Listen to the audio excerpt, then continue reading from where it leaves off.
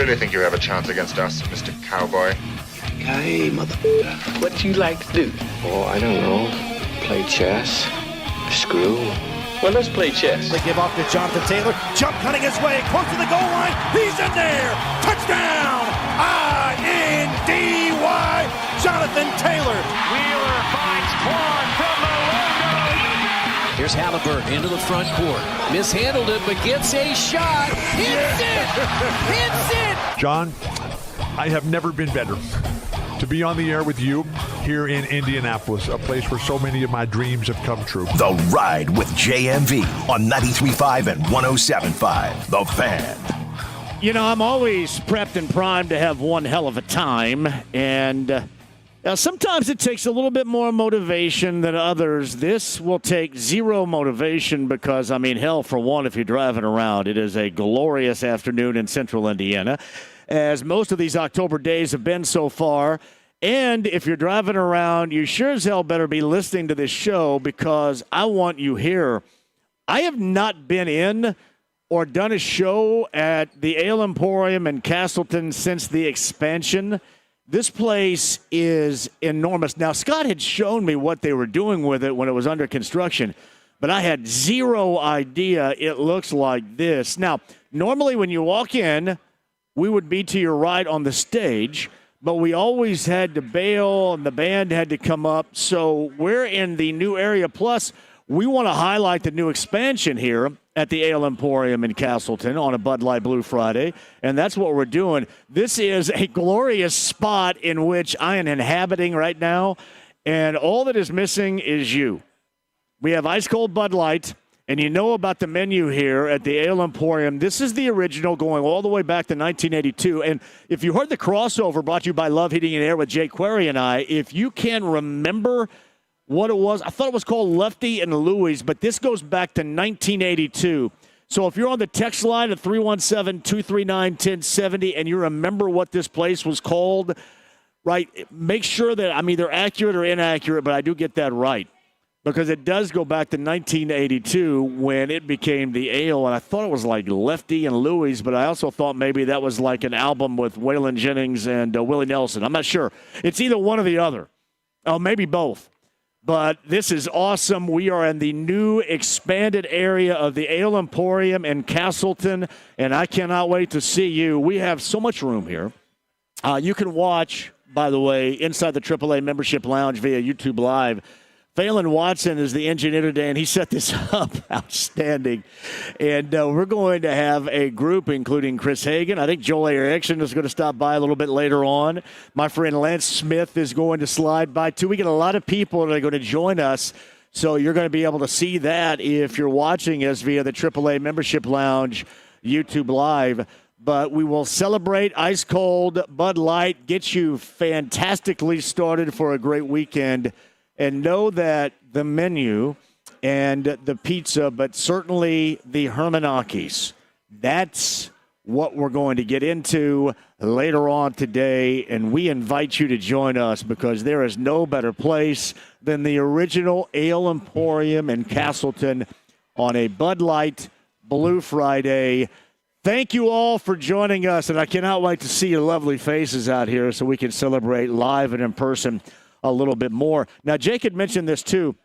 There is a buttload of stuff with basketball going on later on tonight. In case you don't know, and you should, you have IU and Marion. That's an exhibition game going on later on tonight. Don Fisher is going to join us. We moved him up to 4:30 to accommodate that. I think he's actually mowing his yard right now, which I said, hey, I can do that if you want. He doesn't trust me. Okay, I understand that. Don's going to join us at 4:30 because he's got that game. You've got IU Michigan State coming up tomorrow. You've got Kurt Signetti, that new deal. And certainly, James, I want you to find and let me know when you have it, the Feinbaum comment on Kurt Signetti. And let me tell you, in, again, glorious fashion, why that conclusion or opinion that has been drawn is so incredibly wrong. Like, it's one of these things where you have to live in the moment. And if you want to be good, you have an opportunity to live in a moment and be good. But I'll get to that, James. When you find the comment of Feinbaum saying it's a bad idea and he doesn't like it.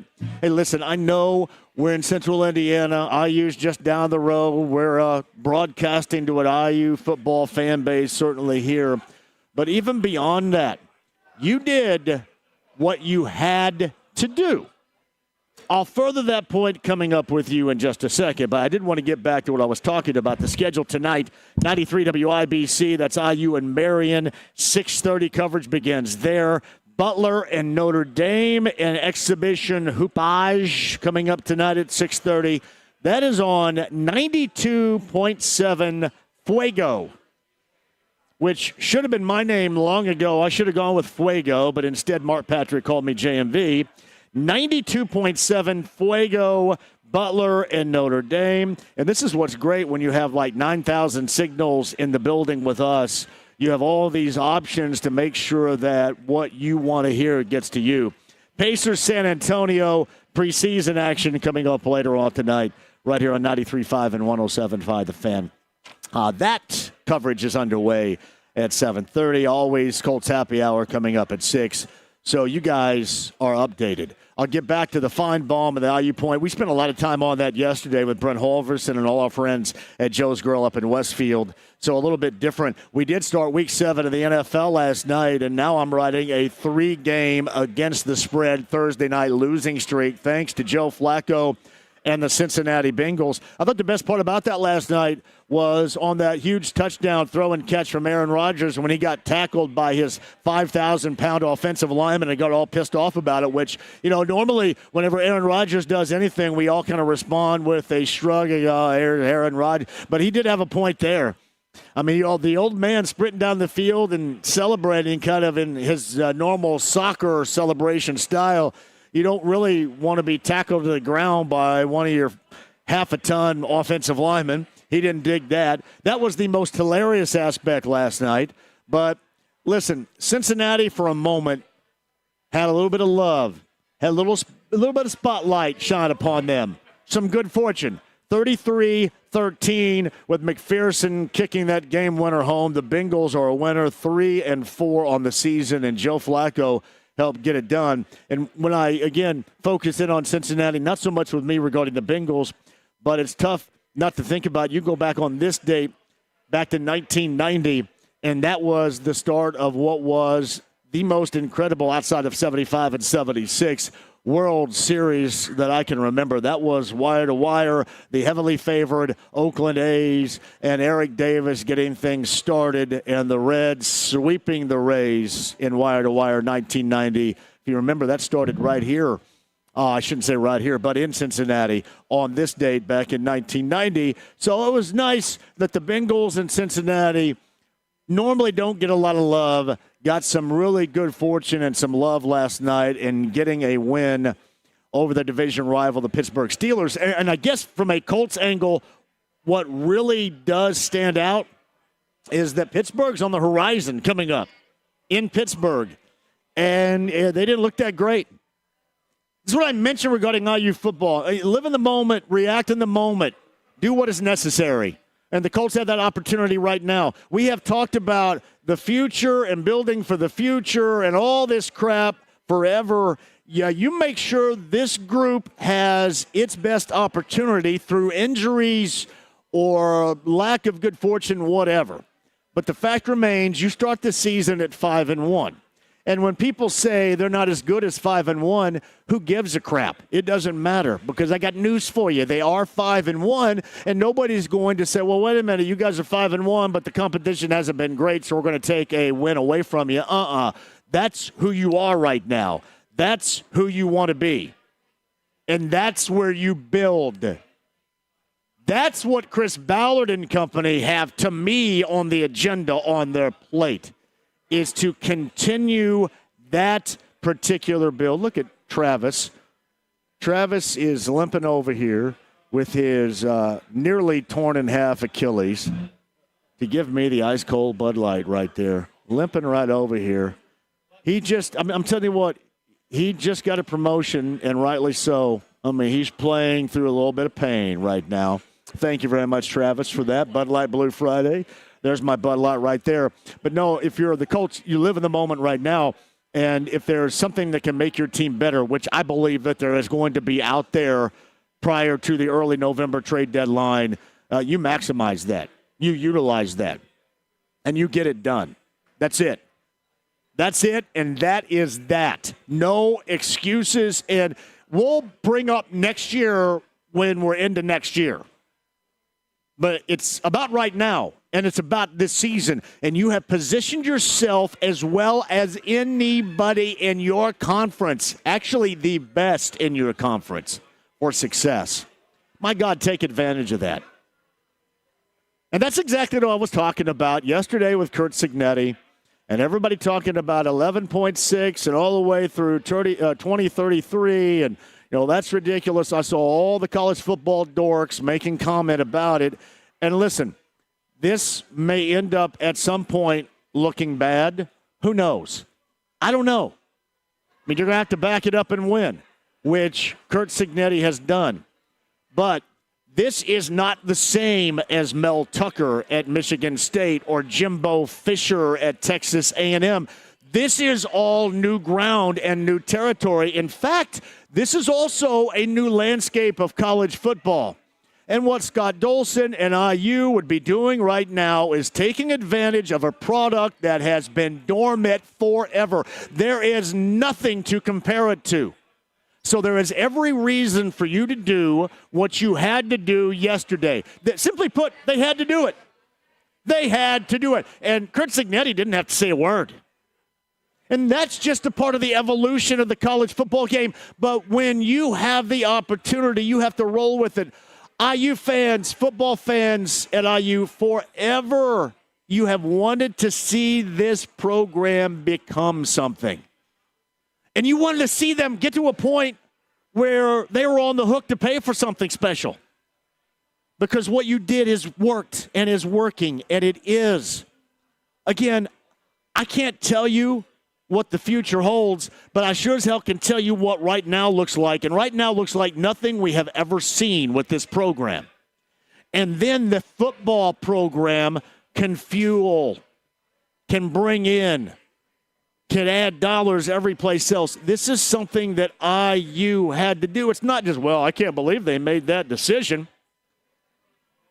And listen, in the SEC, where you're grandfathered and great-grandfathered in with your stinking top-notch programs, maybe you don't have to do that. But IU, they do. And you're also taking advantage of where college football is right now. If you missed it, hell, I don't know if it was this morning or yesterday or what the hell ever. This was Paul Feinbaum when asked if IU and Scott Dolson did the right thing in paying and extending Curt Cignetti and announcing that yesterday. Yeah, I mean, I frankly think this is a terrible move by Indiana. I know that the college football cognoscenti will disagree with me, but there is no way in the world that Curt Cignetti should be the third highest paid coach in the country. He is not in Kirby Smart's league. He is not in Ryan Day's league. He has a big win on the road against Oregon.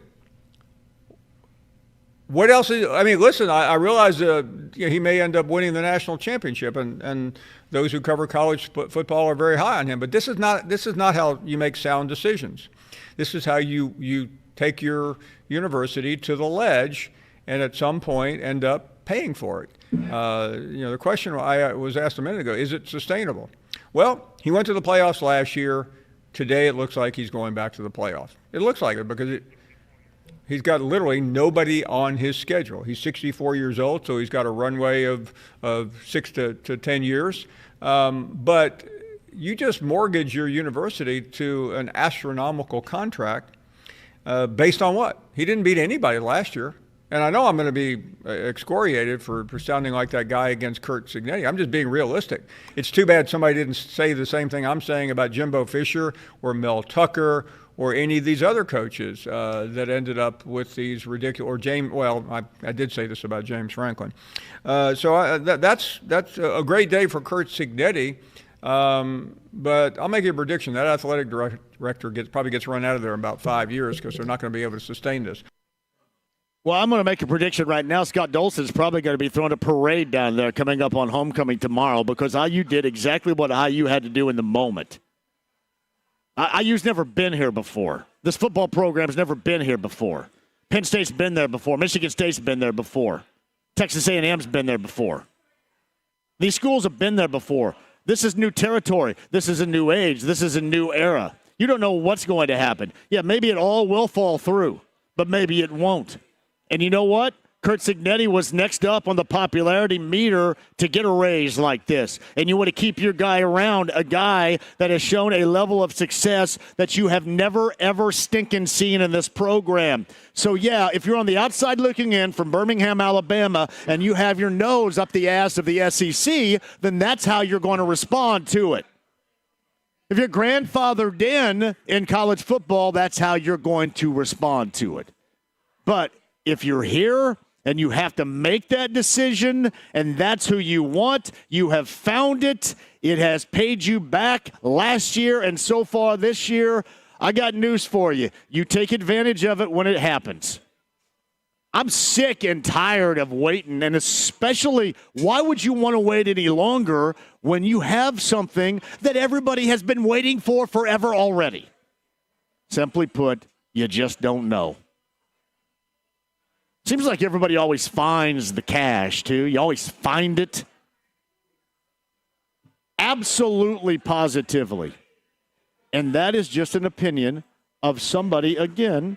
And Curt Cignetti brought this up, and I'm sure that there's a part of it. I mean, there's conference alignment and allegiance, and people are going to say, well, you're in Big Ten country. No, I'm in the region of realism right here. This is new ground.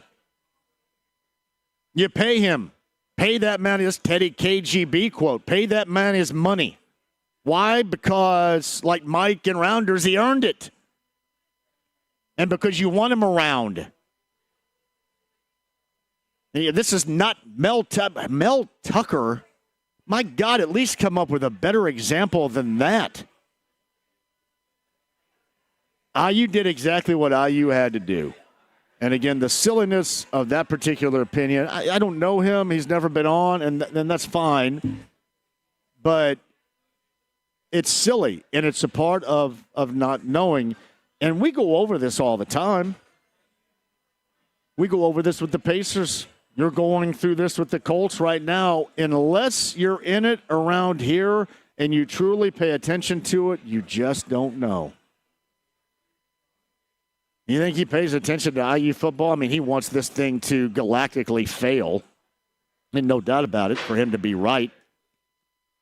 But he's old guard SEC, where you can trot out there. But I got news for you. The landscape is a-changing, and it could be a change in there, too, because the dudes that are good are going to go where the dudes are getting paid to be good. And those that are getting paid may not give two craps about Bear Bryant and his hat. May not care where they play. May not care that you're playing between the hedges or in the swamp. They sure don't care if you play in Hollywood, do they? We've seen that act. You're doing exactly what you had to do. And nobody could be more inaccurate than Feinbaum with that particular point. We can discuss that. Don Fisher, voice of the Hoosiers, is going to join us coming up a little bit later on as well. I mentioned, too, we're live at the Ale Emporium in Castleton. We are in the expanded part over here, too. I would love to see you here. I'm just right around the corner. I'm kind of peeking around the corner right here. It's what I did back in the day when the class of 80, I was in 8th grade, and the class of 84, the class of 84, they were the cheerleaders were working out. I'm peeking around the corner. I think they're working out over there. They're doing some cheers. I'm peeking. This is kind of what I'm doing right here, but you can see us. We got plenty of seating. I mean, really, there's plenty of seating in here. If you've been in the expansion, it's absolutely incredible. Garrett, thank you very much. The ice-cold Bud Light's good to go. We have Titans Colts tickets to give away right here. The football toss is underway. Matt, have we found you a gig yet? Do you have a gig? Well, is it something from the show? Or did you find it on your own? Either way, that's good. Our friend Matt, we tried to help him. He lost his job 2 weeks ago. And we put it to you guys to help him find a gig. And we always appreciate the efforts of you guys in the show because I know you guys are caring. And our good friend Matt has found a new gig. We'll find out what that is coming up a little bit later on as well. I mentioned the busyness of college and NBA hoop later on tonight, of college football this weekend. You've got the Colts and the Chargers coming up on Sunday as well. Colts pregame huddle with me begins at 1 o'clock coming up on Sunday afternoon. Me and Bill Brooks and Casey Valier in studio here. Chris Hagan is going to join us. Joel A. Erickson will talk up the Colts and that matchup with the Chargers a little bit later on. And I think that there are some parallels and similarities to make from those that just don't know about the Colts and what you see with a 5-1 start that is real. And you just kind of take it and roll with it in a moment. Same thing could be said a year ago. The Pacers took it and rolled with it in the moment. Sometimes those things don't end exactly the way you want them to. But I'm always going to look at that season with the Pacers as a year ago as the most glorious that I've ever soaked up in my life. Now, granted, I didn't see the championships or remember the championships of the ABA. Most glorious season and team of my existence was that group. I cannot be more happy and proud that it happened. Yeah, one more win would have been great, but I still love that season. I look back at that season more fondly than I do at any other season, any other team ever around here. That's what you face, and that's why you're glad you have this show and others on this station. Because without that, you're kind of forced into the opinion that we just played for you nationally from those that, simply put, just don't have a real idea whatsoever. I'm not even talking about precision, but I'm talking about no real idea whatsoever. And you're just talking about the old guard. Makes sense, huh? Ale Emporium, Bud Light Blue Friday. Major League Baseball back at you coming up a little bit later on tonight as well. After last night, I feel bad for Joe, who is a Brewers fan. That thing's not working out whatsoever. Down 0-3, best of 7 with the Dodgers. They try to close that out coming up later on tonight. The Blue Jays got the offense humming right now. Scored 8 runs after scoring 13 the game prior. Even is that best of 7 ALCS at 2 games apiece. Jays and Mariners. That game is coming up later on tonight as well. You got a double dip of baseball. You got the recap of last night, the start of Week 7 of the NFL, and a lot more. The Ale Emporium, we're in Castleton. The expansion is here, and we've got a Bud Light Blue Friday to celebrate that for you. Come join us, too. A loaded show, including a high school Friday night of football with Bob Lovell of Indiana Sports Talk. Coming up on the other side. The stream, the app, HD Radio, the AAA Membership Lounge. Become a AAA member today. That's AAA.com. It's 93.5 and 107.5, The Fan.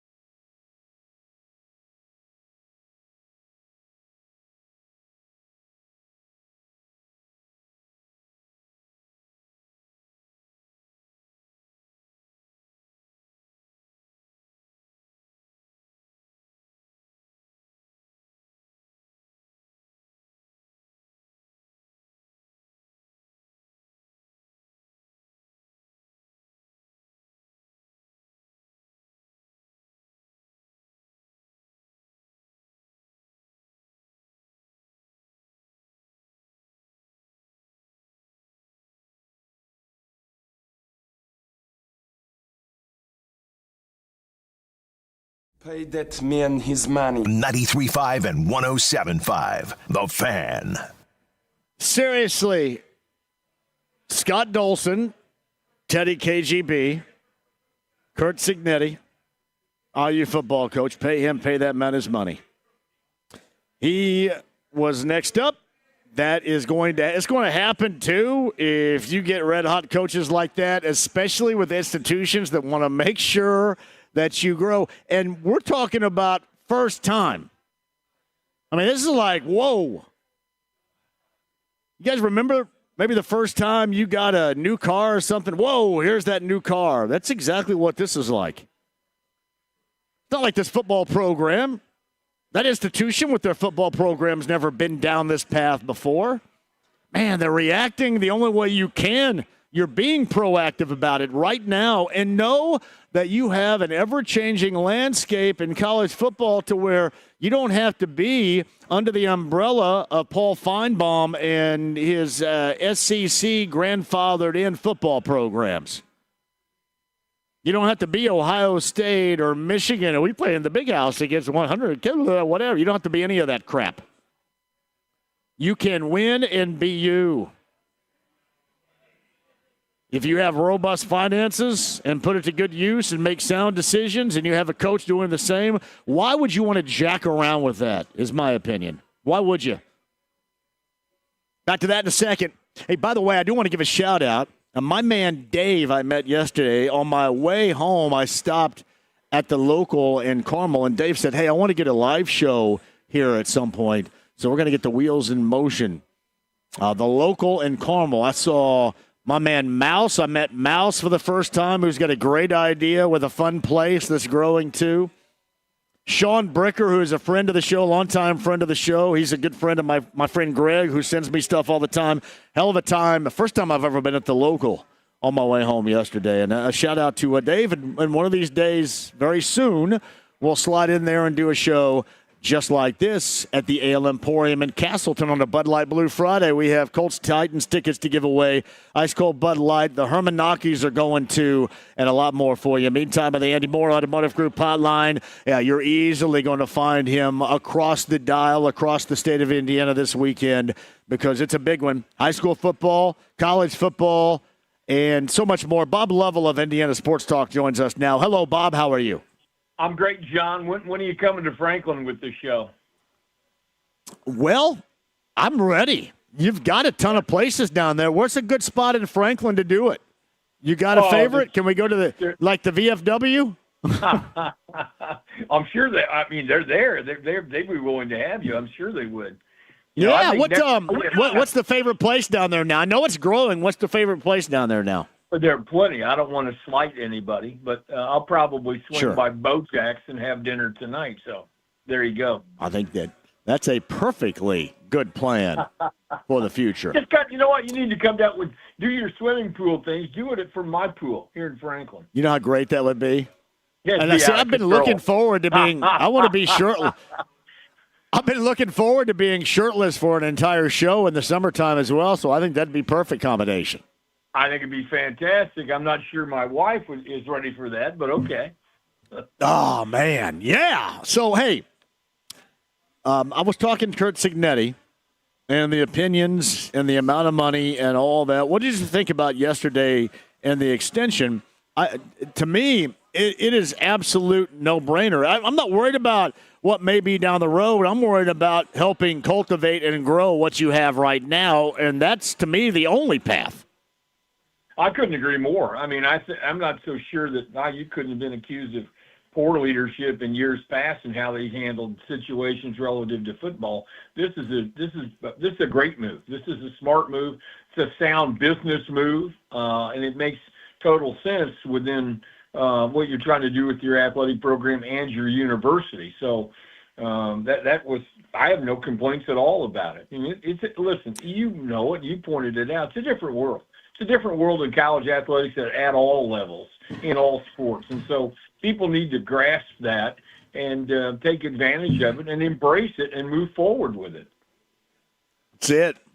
You grab it right now and try to make something out of it where you don't I kind of mention it. People think that you still have to be grandfathered in college football. That's not the case any longer.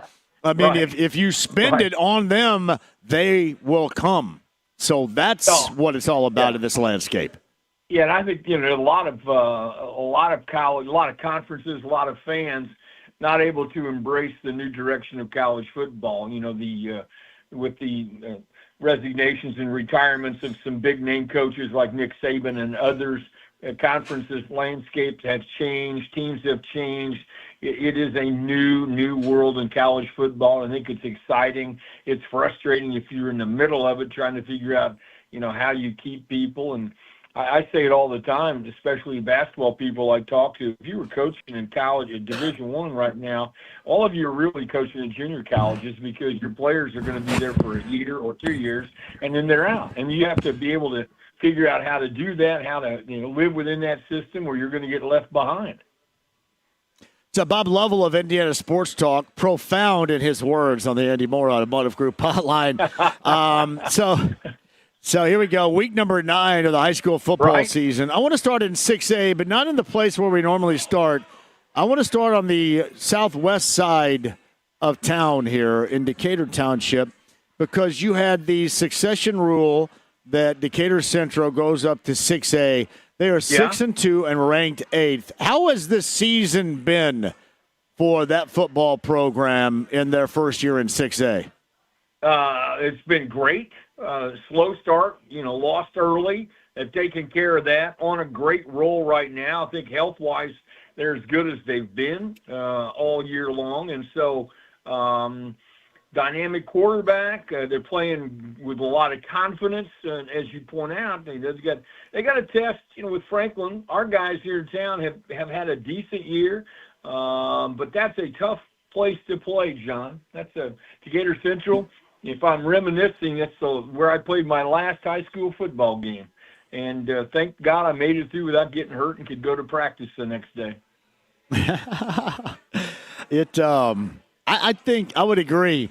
It seemed like if you go back to the start of the season, for them it was a little bit rough. Right. But I think it's 6-2, and then coming off of winning it all last year and raising the bar into 6A.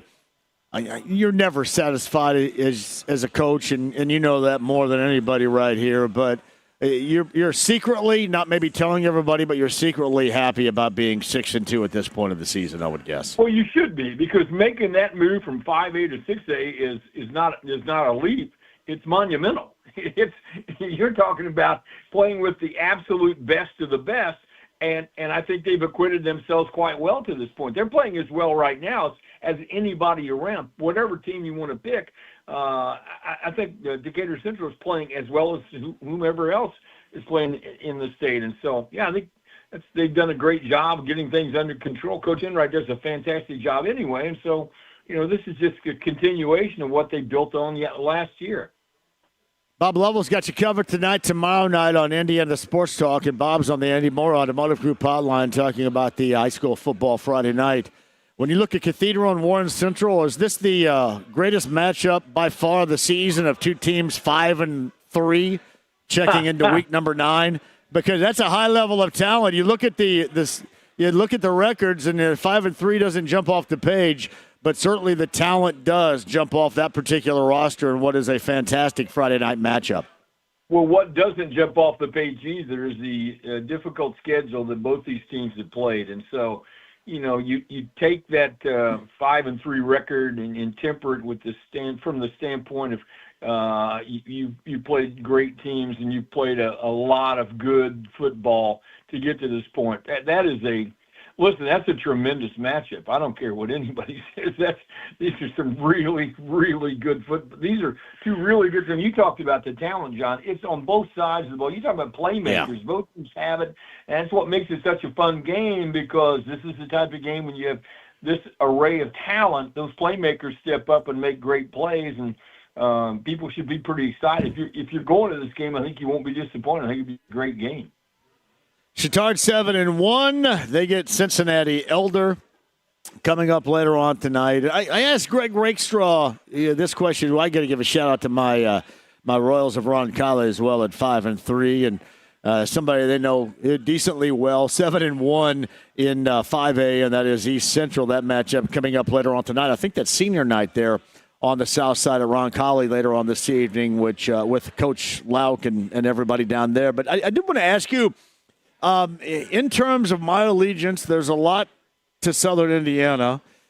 With Gibson, Southern, and those, I guess, around the Pocket City, who are the best teams coming out of Southern Indiana right now? Heritage Hills, I guess, would be another one that I could mention as well. But who are the best teams? Well, you brought up Gibson Southern. They're number 2 in 3A. Evansville Memorial has been number 1 all year long. Lawrenceburg is a team that kind of gets buried over there near Cincinnati. They're in the top 5. They're always good. I just think that, you talk about the Evansville area. Castle has had a nice run in 6A. But I think the teams that people are talking about, Heritage Hills is tremendous. Jet Goldsberry may be Mr. Football in terms of what he's been able to do, and he's just been phenomenal. They won it a year ago. They're really, really good. Because of Southern Indiana doesn't have a lot of 6A type schools. I think you're talking obviously 2, 3, 4, 5A in terms of what they do, but Evansville North is good. I think the city of Evansville is really, really good. Evansville and the surrounding areas are good, but it just seems like Gibson Southern on a tremendous run right now. They continue to play well. Maybe one of the surprises down there might be Scottsburg. They are 7-1, and we don't talk much about football in Scottsburg. We talk more about basketball, but they've played awfully well. Brownstown Central is really, really good. They're number 2 in 2A. So there are a lot of really good teams in the southern part of the state, just not of the 5 and 6A type. It is amazing to you mentioned Brownstown Central and Scottsburg play coming up later on tonight, but even more so than that is the absolute championship high-level play throughout all of their teams at Brownstown Central. They have built themselves a multitude of programs in that community, have they not? They really have. The championship level teams on the boys and girls side, it's not just football, not just basketball.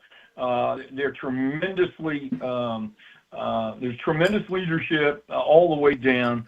David Benner, Reed May, their football and basketball coaches, Hall of Fame guys, Hall of Fame people. Same thing on their women's side. So they're really, really, really good. You talk about community. It really is one of these, takes a village to have this kind of success, and it's not coincidental that a community like Brownstown will have that type of success across the board because there's buy-in from everybody. So Bob Lovell of Indiana Sports Talk, he's got that, and of course he'll talk up IU Michigan State coming up tomorrow as well. He'll talk up Boilermakers and Northwestern.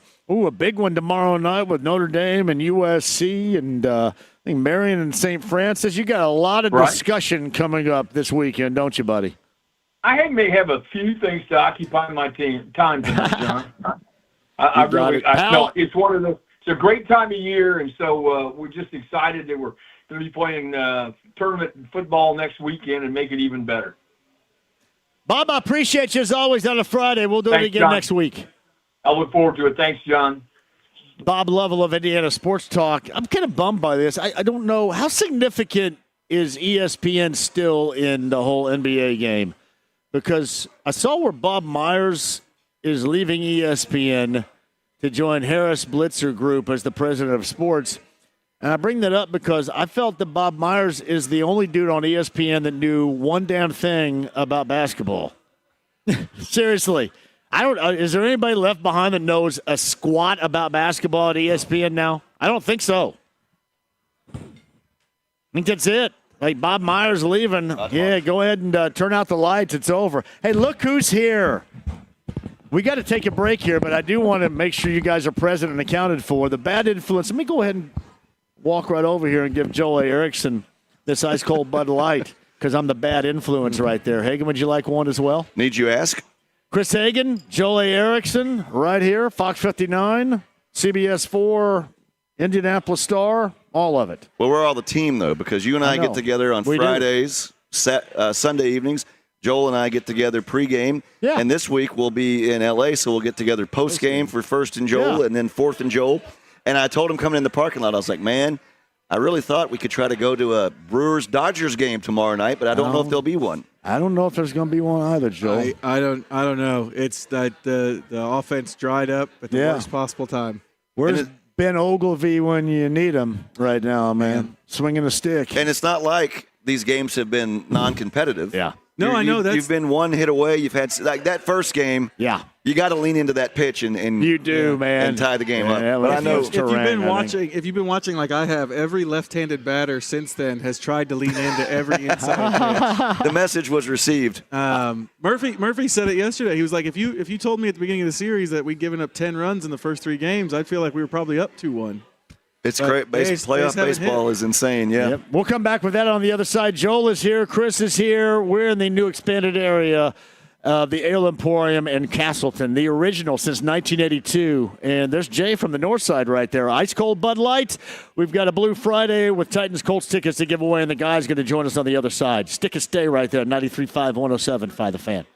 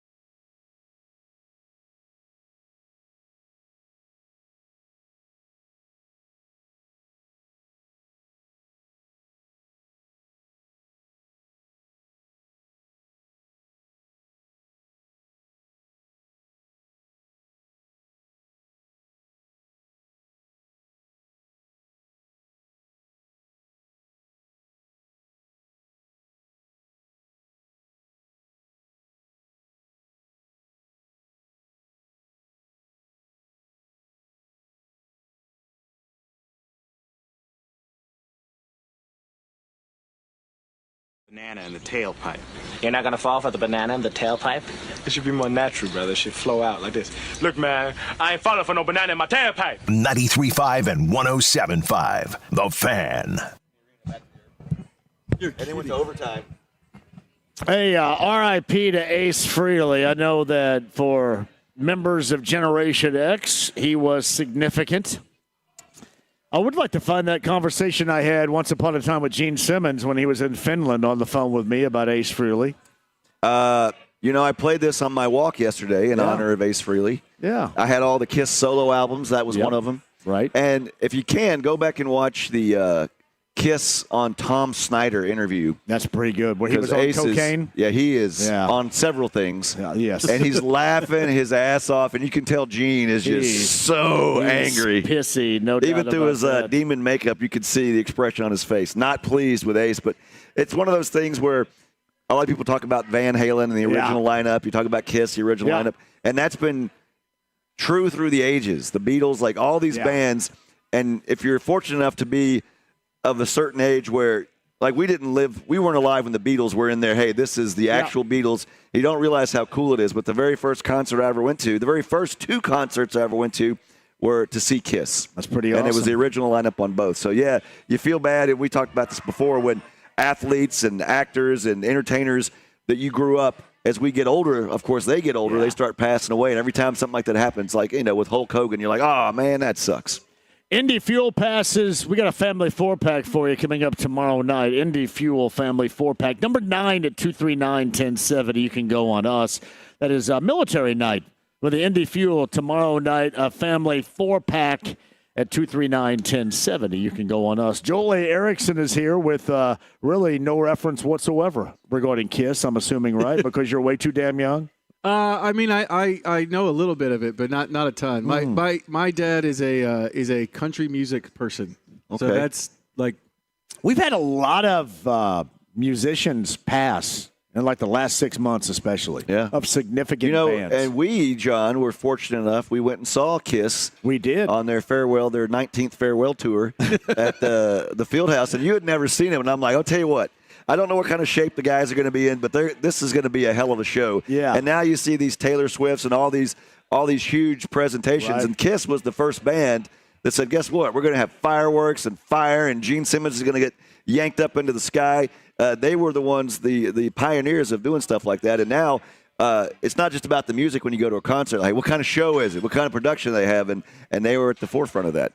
Now, Did you ever mess around with your friends and like be members of Kiss? What are you trying to say here? Which one? No. Did you ever mess around with your friends and be a part of Kiss? Which member were you? Oh yeah, I was Kiss? Paul Stanley. I was always Paul. Because that was the easiest makeup to put on. Yeah, I can do a star here, but yeah, we'd have in the garage and stuff. We'd lip sync and do the Kiss songs. So I'm gonna start crying here, John. What are you doing? Don't cry, man. I don't mean to cry. You think there's somebody out there that's been listening to you for like 20 years or so, and one day when we're both old and you die, somebody's going to go, man, I used to listen to him all the time. I remember old JMV, and there'll be some guy Joel's age going, what the hell's a JMV? He's a crank is what they'll probably be saying, I imagine. Hey, we got Joel here. We got Chris here on the other side. We'll talk about two guys that aren't going to be participating on Sunday because of concussions, both sides of the football, and then one guy that is necessary for his return. We'll do that with Joel and Chris on the other side. The original Ale Emporium in Castleton. We're in the expanded portion on a Bud Light Blue Friday. We've got tickets to give away to the Titans game as well, and this reminder, Win Schuler Spreadability. It's available in original sharp cheddar, bacon, and cheddar and jalapeno pepper. Your favorite grocer's refrigerator. Find it at your favorite Meijer or Gordon's Food Service. Snacking big time later on tonight. It is Win Schuler's Spreadability for 2025. Joel, Chris, JMV, the Ale Emporium looking for you in Castleton. 93.5, 107.5 The Fan.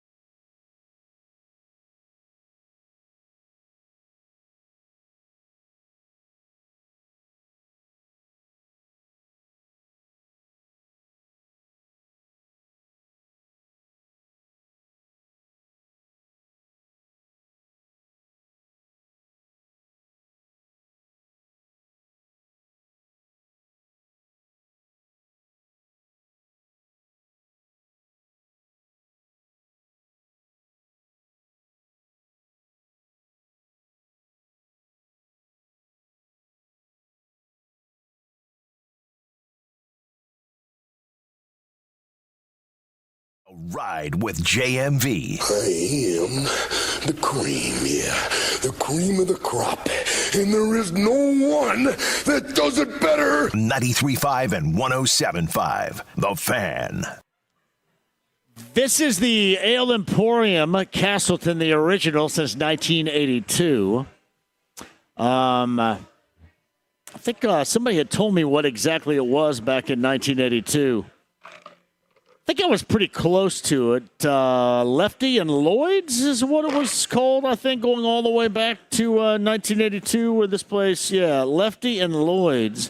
And then since 1982, this has been the Ale Emporium. It has expanded. We're in the expansion portion. Phelan Watson, the on-site engineer. You can watch us right here at the AAA Membership Lounge via YouTube Live. Chris Hagan of Fox 59, Joel Erickson of The Star. They combine with First and Joel. First and Joel. I always want to say Fourth and Joel. I don't know why. I think First and Joel is more optimistic than Fourth and Joel. Crucial. I think of it more demanding. What's crucial? I think I look at it more crucial. Your appearance. If it was Fourth and Joel, you'd have the little odds indicator there. Analytics say kick, go for it. So Kenny Moore, the second back. Josh Downs, Mooney Ward, not so much. Yeah, they're out. The concussions. Downs. The concussion symptoms turned up. This is another one of these. This is the difference in the NFL these days. They didn't.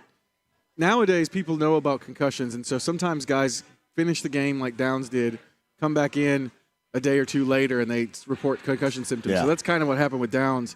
That's a big loss. It is. Downs is a big, very difficult to replace too. I mean, Anthony Gold. He played the number 2 slot role through the whole training camp, basically, but he's only got 3 offensive snaps so far. He's been almost entirely return man. So replacing Downs is pretty difficult for this offense. I don't know how you do it too. And listen, the Chargers have a lot of injuries. We'll get to that coming up in a second too, especially offensively on the line. But yeah, I mean, 2 really big deals against the team where you want to have, I think, everything humping, especially offensively, and they certainly will not have that with Josh Downs. I thought Josh Downs was really kind of catching it a little bit. Like, what I mean catching it, not literally catching it, but kind of getting into his groove, so to speak, last week. And that's a bummer that's how that goes this week for him. Yeah, he kind of turned into like they'll go to a lot of places on third down, but the third down, get him the ball with maybe – I know some people hate it when they throw short of the chains, but, throw it a couple yards short of the chains and let him come up and figure it out. I think the biggest difference is if it's Gold, if it's, I don't think they're going to play A.D. Mitchell in the slot like they did last year because he hasn't done it at all. But I think the biggest difference is I don't know that Anthony Gold, you trust him the same way on those option routes where you kind of let Josh Downs read the coverage and make the play. I don't know if you trust him the same. So you kind of got to scheme him up a little bit more in the slot. It's just like going to be the reclamation project, the renaissance of A.D. Mitchell coming up in Southern California to make amends for what took place a couple of games ago. Yeah, Ashton Doolin's down. So and Shane Steichen just said today, A.D.'s going to be up. He was not up. Obviously, he played. He was on the inactive list. He's going to have to be this week, but I don't know that necessarily means that we see this huge expanded role for him because, the last time we were out there, Alec Pierce wasn't available, and so that's why he had a big role. This time, you've got Michael Pittman, you've got Alec Pierce. Those guys play something like 85% of the snaps. I wonder if this is just Mitchell sort of returning to the 10, 15 snap-ish type role he was doing early in the season. I know one damn thing. If he gets anywhere near that goal line, he's going to have that ball locked up at like Fort Knox. Oh, my God. He's going to lock that thing up. You say that, but these guys don't learn, do they? I mean, surely to God you learn by now, don't you? If he gets inside the 20, he's going to have that thing tucked away. He's going to run into the tunnel like Bo Jackson with the football. You hope, in anything in life, you hope that like bad moments or teaching moments and like you always hear somebody say, okay, sorry about that, won't happen again. Well, let's see if you get that opportunity. But it is interesting, and this is one thing I've been impressed about by Shane Steichen ever since he got here was the way he can scheme things up. He's just had problems in the past with guys executing that. So down personnel, different personnel. I think he's going to put guys in the proper position. It's just a matter of guys stepping up and being able to execute like we've seen these frontline guys do. Does that escalate even more of a role for Tyler Warren, you think, without Josh Downs? Tyler Warren is going to be a really interesting piece of this game. If you look at the Chargers' stats versus position specifically, They are the 5th best so far in the NFL against the tight end position in terms of both catches and receiving yards. Now, I think Warren is a little bit of a different test because you're not just getting him coming out of the slot and off the line. He might be a fullback. He might be the outside receiver. He might get the ball. Derwin James for the Chargers, the strong safety there. I'm going to be curious to see if the Chargers go, hey, you're our best guy. That's their best guy. We're going to put him on him. Or if the Chargers kind of try to play it more straight. And honestly, going back to what Chris Hagan just said, if you play it straight, I kind of put my money on Shane Steichen to find a way to confuse you. You think about, I think Tyler Warren's longest gain of the season came when he was playing fullback. Yeah, he's so difficult to game plan for because I don't think even he knows what the hell he's going to be doing from play to play. And he kind of just has that attitude. I asked him about it the other day, hey, you're do you even feel like a rookie now coming up on the halfway point, and how he's like, he's just so like, I'll just go out there and play. No rookie wall. I'm just good. And literally, I think here's what the play is called. You could go put him anywhere, and he's going to go out there and do it. And he's been such a tough guy to match up with no matter what role he's in so far. That's Chris Hagan of Fox 59, Joel A. Erickson of The Star. We're in the new expanded portion of the original Castleton location of the Ale Emporium on a Bud Light Blue Friday. I've got Titans and Colts tickets. Just join us back here. We would love to see you. Joel, do you think that they have utilized – I always thought this. I think they've left a little bit on the table so far with Tyler Warren. I think even with this role where he's doing basically everything, they could have utilized him even more because either teams have not really game planned defensively that much for him, or they just haven't found a solution even within the ballpark for him just yet, because it seems like that they have left a little bit, as they would like to say, meat on the bone as far as Warren's concerned. Teams have been trying to find him for the last couple of weeks now, and really kind of going back to, he had that big first game. Teams have been trying to find him. They just have the thing is, he comes out of so many different spots, and I think the other thing that sticks out to me with Warren is he allows them to do some stuff that is stuff that we've all seen over the years in football, but they don't use a lot right now. Like that fullback position, him coming out of there, most teams don't even have one, let alone line one up. And so I think that's difficult for the defense because it's just not something they see very often. It seems like they use him a lot early in games. It seems like they kind of get him out there early in games and hit the other team with all this new stuff, and then maybe as they try to adjust to that, they kind of go to the receivers. Yeah, they overrated at 5-1 because I think, was it Compton? What's that jackass on the? Was it Compton that said that they were overrated? Could you be more specific? Well, who was the jackass on ESPN? Yeah, Will Compton, who suggested they were overrated. I don't view them as overrated because I don't know what you can do about your schedule. And they're 5-1, so I think they positioned themselves really outside of A.D. Mitchell and what he did against the Rams as best as you could. But would you view them at all as an overrated squad? I don't think so. Sometimes, when we were in this position with Jacoby Brissett in 2019, and he got to 5-2, there was some we were kind of in the same spot where there's starting to be some dark horse MVP talk about the quarterback and all that stuff. But if you looked under the hood and went to some of the advanced stats and stuff like that, that stuff didn't look very good. That's not this team. This team they are the most efficient offense in the NFL so far, based on any stat, traditional, advanced analytics, whatever. I just don't see it. I think if there's something that I see as maybe an issue for them going forward is just as this schedule starts to ramp up, I have some questions about Lou Anarumo's defense.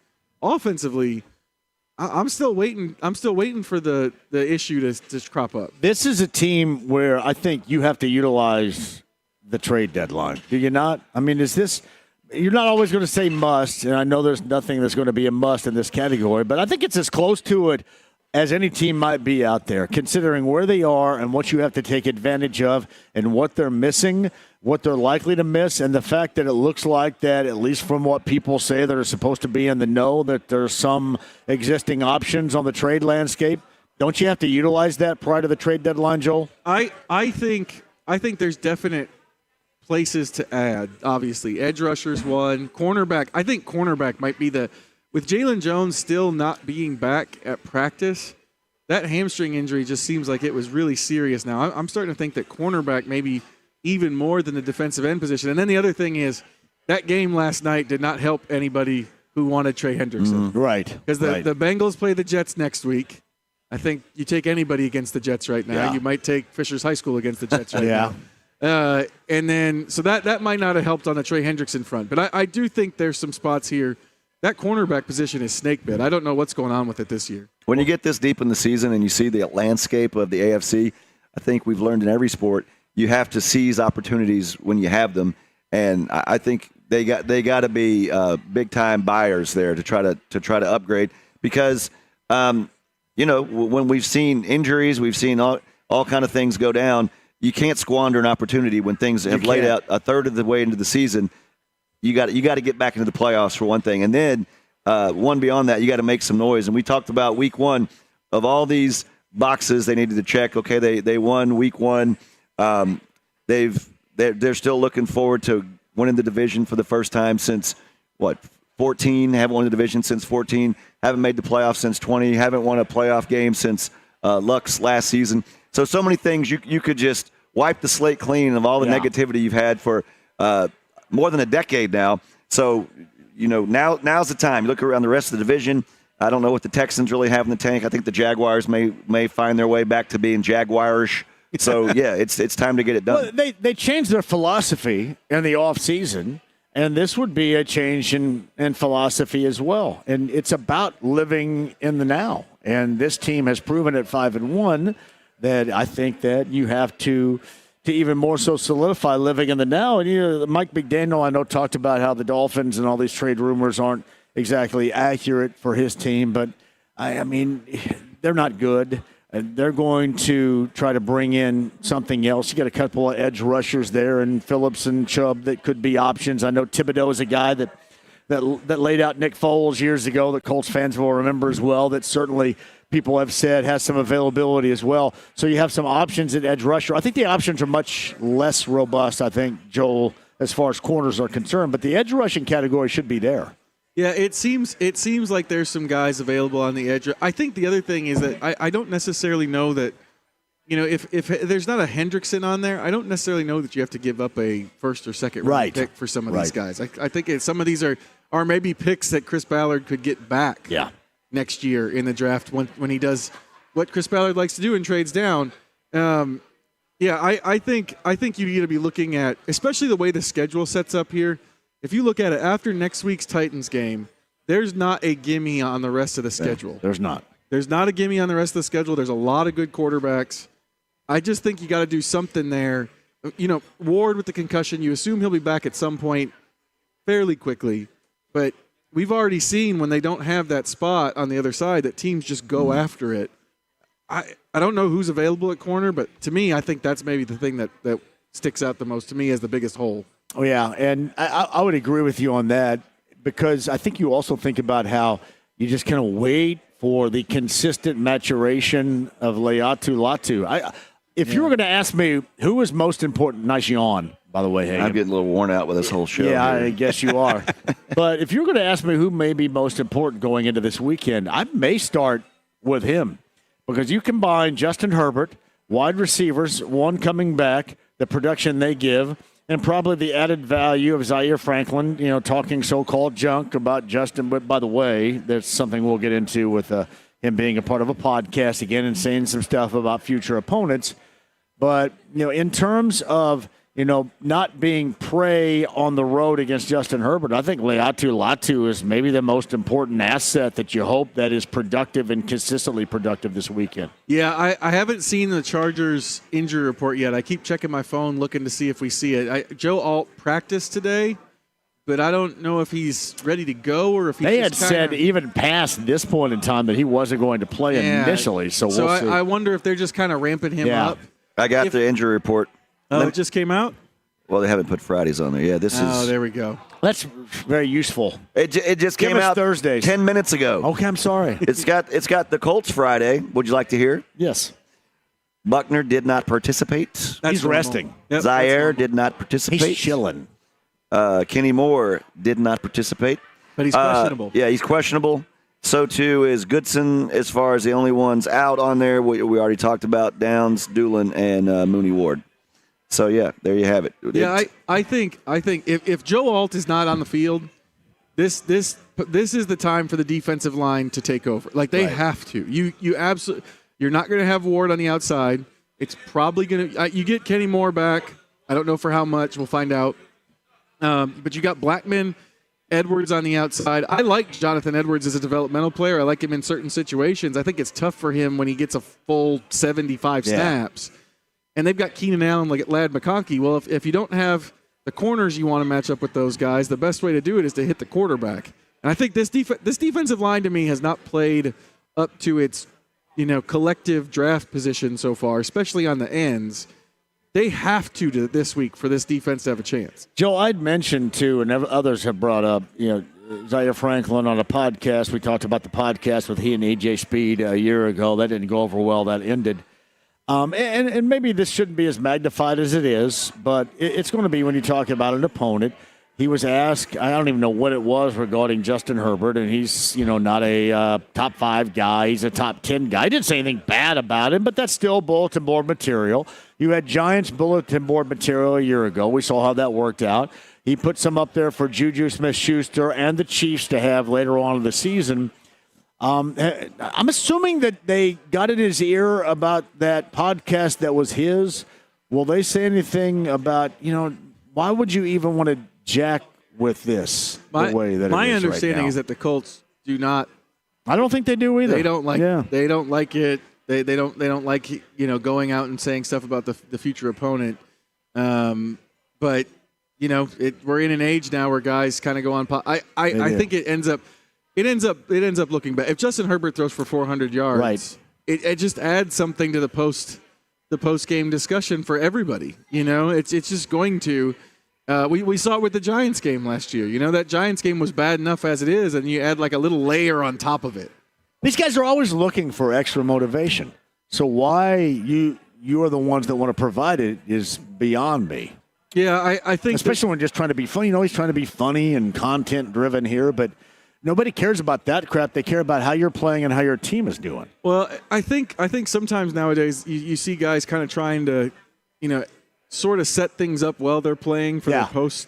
Oh, yeah, I've talked to him about that. He went to Syracuse, the big broadcast school. You got so much time to do that. Also, he's let's admit it, he's a big personality. Yes. And he's not going to have a podcast to sit there and go, just give you the quotes you get at the locker. He's going to be a broadcaster one day, and I think he'll be a very successful broadcaster. But you, as a Colts fan, you would wish like him. Yeah, you would wish that would be more toward the end of your career than right in the heat of it when you're, like you said, you don't want to give somebody reason. I will say this, though. I think Herbert is really, really good, and he's only getting better. But he has been sacked 17 times this year. And their tackles right now are like they're on like their 5th and 6th tackles. So you can get after him. But I will tell you this, a guy that, as an SEC homer like that in college I saw this guy, and I can't believe how well it's translated. That Ladd McConkey kid, holy jeepers, man. Yeah. He's like the annoying kid on the playground. Like, somebody get him. Somebody go knock him down. Yeah. But he just gets open. Like Wayne Krebet. Yes, and he is hard-nosed. I really like to watch him play. I know Colts fans don't want to see him have a big game, but he is electric. And the first time I saw him play, they gave him an end around against Mississippi State, and I'm like, oh, they're going to kill this kid, and he just went like 80 yards with it. I'm like, what the hell's a Ladd McConkey? But Joe, now we know. Does Zaire recognize that the fan base, they don't like him now? I don't know. That's a good question. I'm not. I mean, you're talking about being a broadcaster, and that's all great. But, your own fan base doesn't like you right now. They like him when he goes and has 18 tackles in a game. Okay. When's that going to happen? Does that happen? A lot of people don't like you, but they still listen to this show. I understand, but no, you gave the thought of why is he doing it right now. You have plenty of time to do that. I'm saying you can't hold that you can't hold down a big personality. Look throughout time. You think the Jets like Joe Namath going out there and guaranteeing a win, and guess what? They went and won. They're big people with big personalities. No matter what profession they're in, that's gonna rise, and he has a big personality. I do think if he goes out there and has 18 tackles and picks them off once or twice and returns one for a touchdown, I think everyone would be fine. There's no doubt. But you got to do. But if you say that stuff, it adds something to it. But you got to talk the talk, and then you got to walk the walk. If Trey McBride is running wild, throughout the countryside underneath against your ass, then they're going to look at you differently. Are they not? Absolutely. I mean, that's ultimately doesn't that what all of it comes down to? It You know, we does. talk sometimes about like, you know, is this head coach good with the media? Is he bad with the media? Like Aaron Glenn in New York right now. Yeah. Like he kind of playing the tough guy. And people liked it early on, and then they lost a bunch of games, and now they don't like it. Whereas, like, and they sucked anyway. You knew they were going to suck. If you win games, all of a sudden people are like, you know what, I like the way this guy handles. Kurt Signetti worked that way. He came in even prior to IU, had all that bravado. Now he's ridden in on his steed and done what he's done, and everybody's in love with it right now. He's in love with that $3 million a year raise right now too. I did say this though because I'm such a pessimist and negative Nelly. Like he gets this new deal. What if they go out there and lose to the 27-point underdog Michigan State? Has the check cleared yet on that new contract? Because I mean it's all about, you know, you remember Melvin Bullitt, our buddy. He had played above his means, and then he gets hurt in his contract year. You know, then he never got the big payday. Signetti got paid when it's time. Now, who's to say what's the rest of this season or years to come? Sometimes you get left holding the bag on a guy that, like, wow, they were so high on him right now. So, yeah, it is exciting about Signetti comes in, and what is he? He's 17-2 as IU head coach, and the two teams that beat him played for the national championship last year. So you got to lock those guys down. Sometimes it doesn't work out like you thought.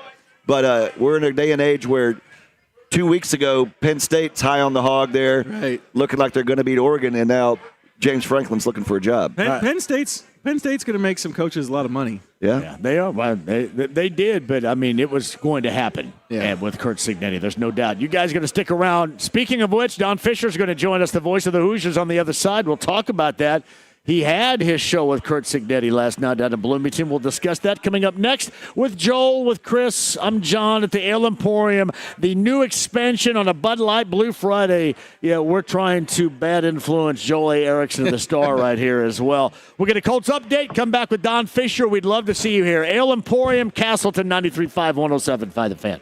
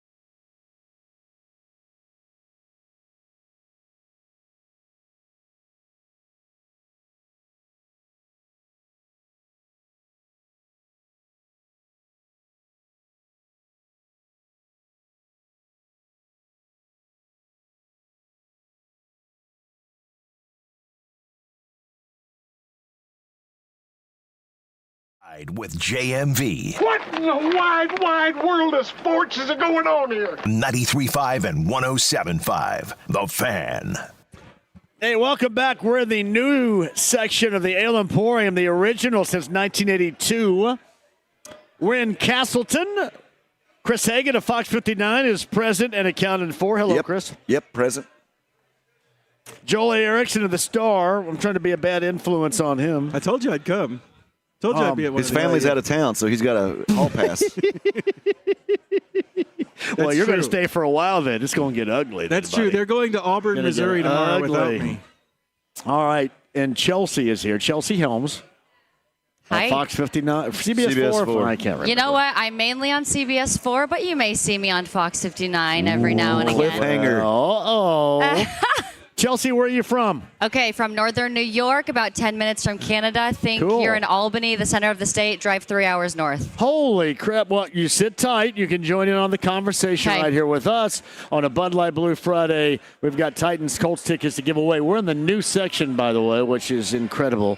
But on the Andy Moore Automotive Group hotline, we played the Eagles in, Chris, for the voice of the Hoosiers, Don Fisher, who's you got IU basketball in Marion tonight. You got IU football in Michigan State coming up, and a new coach, I shouldn't say a new coach, but a coach with a new deal down in Bloomington, and a freshly mowed lawn there on the south side. Is this accurate, Don? Did you get that thing done? That is accurate. It is looking beautiful. You don't trust me to do that, huh? I was nice and asked, too. Hey, Fish, did you hear that one of these nights, before we brought you on, the Eagles, one of these nights, I know that's one of your favorites. It's my favorite for sure by the Eagles. It is, without question. It's probably my all-time favorite of the Eagles songs, but there aren't any of them they sing that aren't good, just so you know.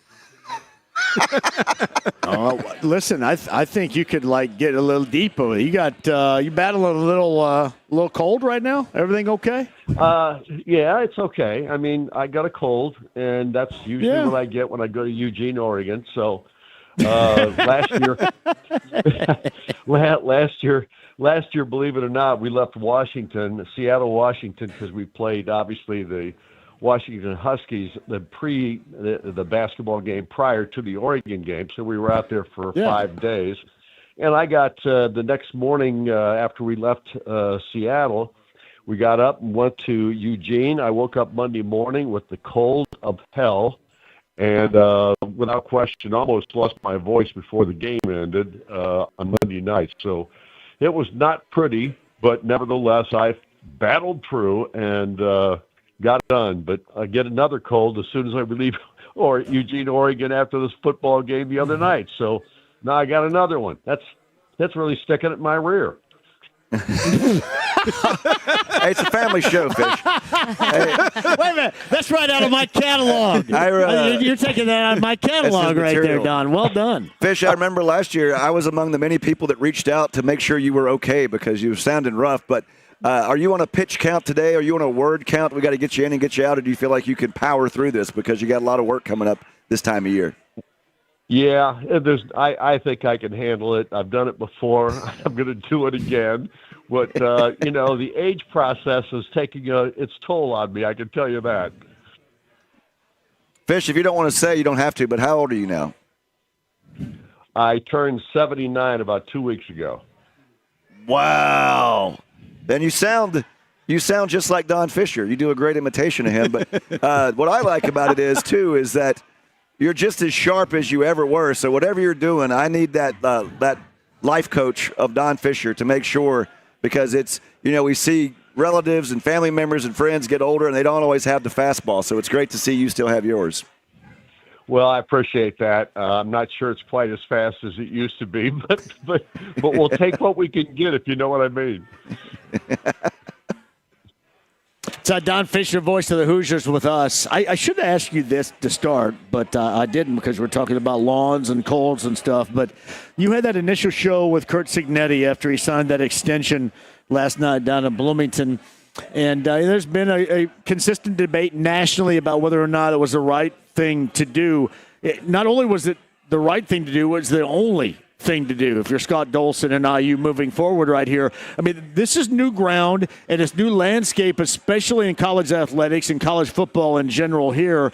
You have to keep what you have that is working for the first time ever, and the fact that anybody would disagree with that decision is beyond me. Well, I can't see that anybody would disagree with it. As you know, John, I'm not on social media, so I don't get all this scuttlebutt that you guys do. But I can tell you that if anybody doubts that this is the right thing to do, they're out of their mind, just so you know. Fish, you were on board early, and I remember talking before last season started, and there was kind of a like, what's IU football going to look like? And you were like, this is the guy. Just being around him from camp and then the preseason, you had that idea of what it was going to look like. But in your wildest dreams, could you have imagined 17-2 playoffs last year, barring some type of unbelievable disaster, playoffs again this year? Is that something even more unbelievable for somebody like you that was really high on Coach Sig? Well, it's not unbelievable to me because I was around him enough and watched his practices in the spring and the fall last year. And then I've seen his practices this past spring and what I've seen in the fall. And there's no doubt in my mind this guy is the real deal. Indiana did exactly what they should have done to re-sign him immediately, even though they gave him a raise for this year after last season. They had to do whatever it took to make sure that he's an Indiana Hoosier for the rest of his career, which is essentially what he said in his little, I think he had some kind of a video that he put out there on social media about he wants to be a Hoosier till the end of his career. So honestly, I just think you've got to take care of the people that take care of you, and nobody has taken care of Indiana football like Curt Cignetti has in the last year and a half, and it's just seemed to get better with age, and that age is just a year and a half old in the sense of him being the coach. It was so cool. He looked like he was like a president there at his little desk, and he was giving the video to the people. And I liked how he said he's going to, retire Hoosier. But the best part ever was at the end when he went third person, and he said, "I want to look in this camera and tell you that Curt Cignetti is going to do everything to make IU as good as possible." So the bravado is still there. And, fan those flames all you want. You can talk all the trash you want when you're backing it up. And I think the fans have bought in, certainly the players, and you can't argue with the results he's had thus far. No, you can't. And the thing about his bravado is he's really low-keyed it this year for the most part. I mean, we haven't heard a lot of what he went about and how he handled things last year because I don't think he feels like he has to do that anymore. Last year, when he got here, the things he said at the Maryland game when he was introduced to the crowd and they went wild, and then all the other things, you Google me, I win, that kind of stuff. He hasn't really done that this year. He's basically been much more low-key than he was last year, and I think much more like he has been in the past at the other schools he's coached at. But he knew Indiana, the fan base needed a kick in the butt, as did the program itself, and he went about doing it, and he did it in a very confident way. And a lot of people want to say he's cocky and he's arrogant. I don't believe that at all. I think he's just confident in his philosophy and in his ability to get guys to buy into it. And it's proven here in the last year and a half with what he's been able to do with this program, which was essentially at the dregs of college football the last couple, 2 or 3 years. And that's not to say anything negative about Tom Allen or any of the other coaches that have ever been there. It's a basic fact. And the Bill Mallory era was the best era we've had of Indiana football since I've been doing it since 1973. And that was a good era. Was it a great era? It was for Indiana, but it isn't for what we're looking at college football today. And right now we're living it. We're living it with the best of them at this point. And people that don't understand that have not been around long enough to understand it. And unfortunately, they make comments and things like that and say things that they really don't know much about. So if you're an Indiana fan, just embrace it because we've never experienced anything like this. Hey, Don, this is Joel Erickson. I cover the Colts up here. I'll tell you what we were talking about in the Colts media room this week. the Hoosiers have brought back this bison mascot. What can we get a live one? I want to get a live one out there on the field. What do you think? Well, here's what I would tell you about that. If you've got great insurance, you might want to get a bison. If you don't have great insurance, I would stay away from a live one. Hey, Fish, I don't know the math on this, and I haven't been here long enough to know. Were you around when they originally had that mascot? Yes. I was not. No, I was not. That was back in the I thought you were. Let him answer the questions, John. I asked him, not you dumbass. So that even predates you, so that's been a long time gone then. I mean, is that really a good idea? Don't we remember the time when the Longhorn went after the Bulldog? Yeah, that wasn't cool. That's the whole point. Like, let's stir it up a little bit. Don, let's just tell these guys to go to Red Frazier's, get some frozen bison in a package, and bring it over there. And you don't have to worry about insurance. Plus, we're talking about really lean meat and bison, so it works. Well, here's the problem, John. Yes. The Patriots changed their uniforms from the ones we grew up with. Okay. And they got really good, so they're never going to change those uniforms. Yes, sirs was an expression last year that you and I weren't crazy about, but they went to the final, so we're never getting rid of that. And IU is playing lights out, so you're never getting rid of that bison. Be he in a costume or be he real. I'm okay with it, but you don't have to have a live one. Just go get some frozen stuff from Red Frazier. Fish, do you know how long ago that thing was dormant before they brought it back?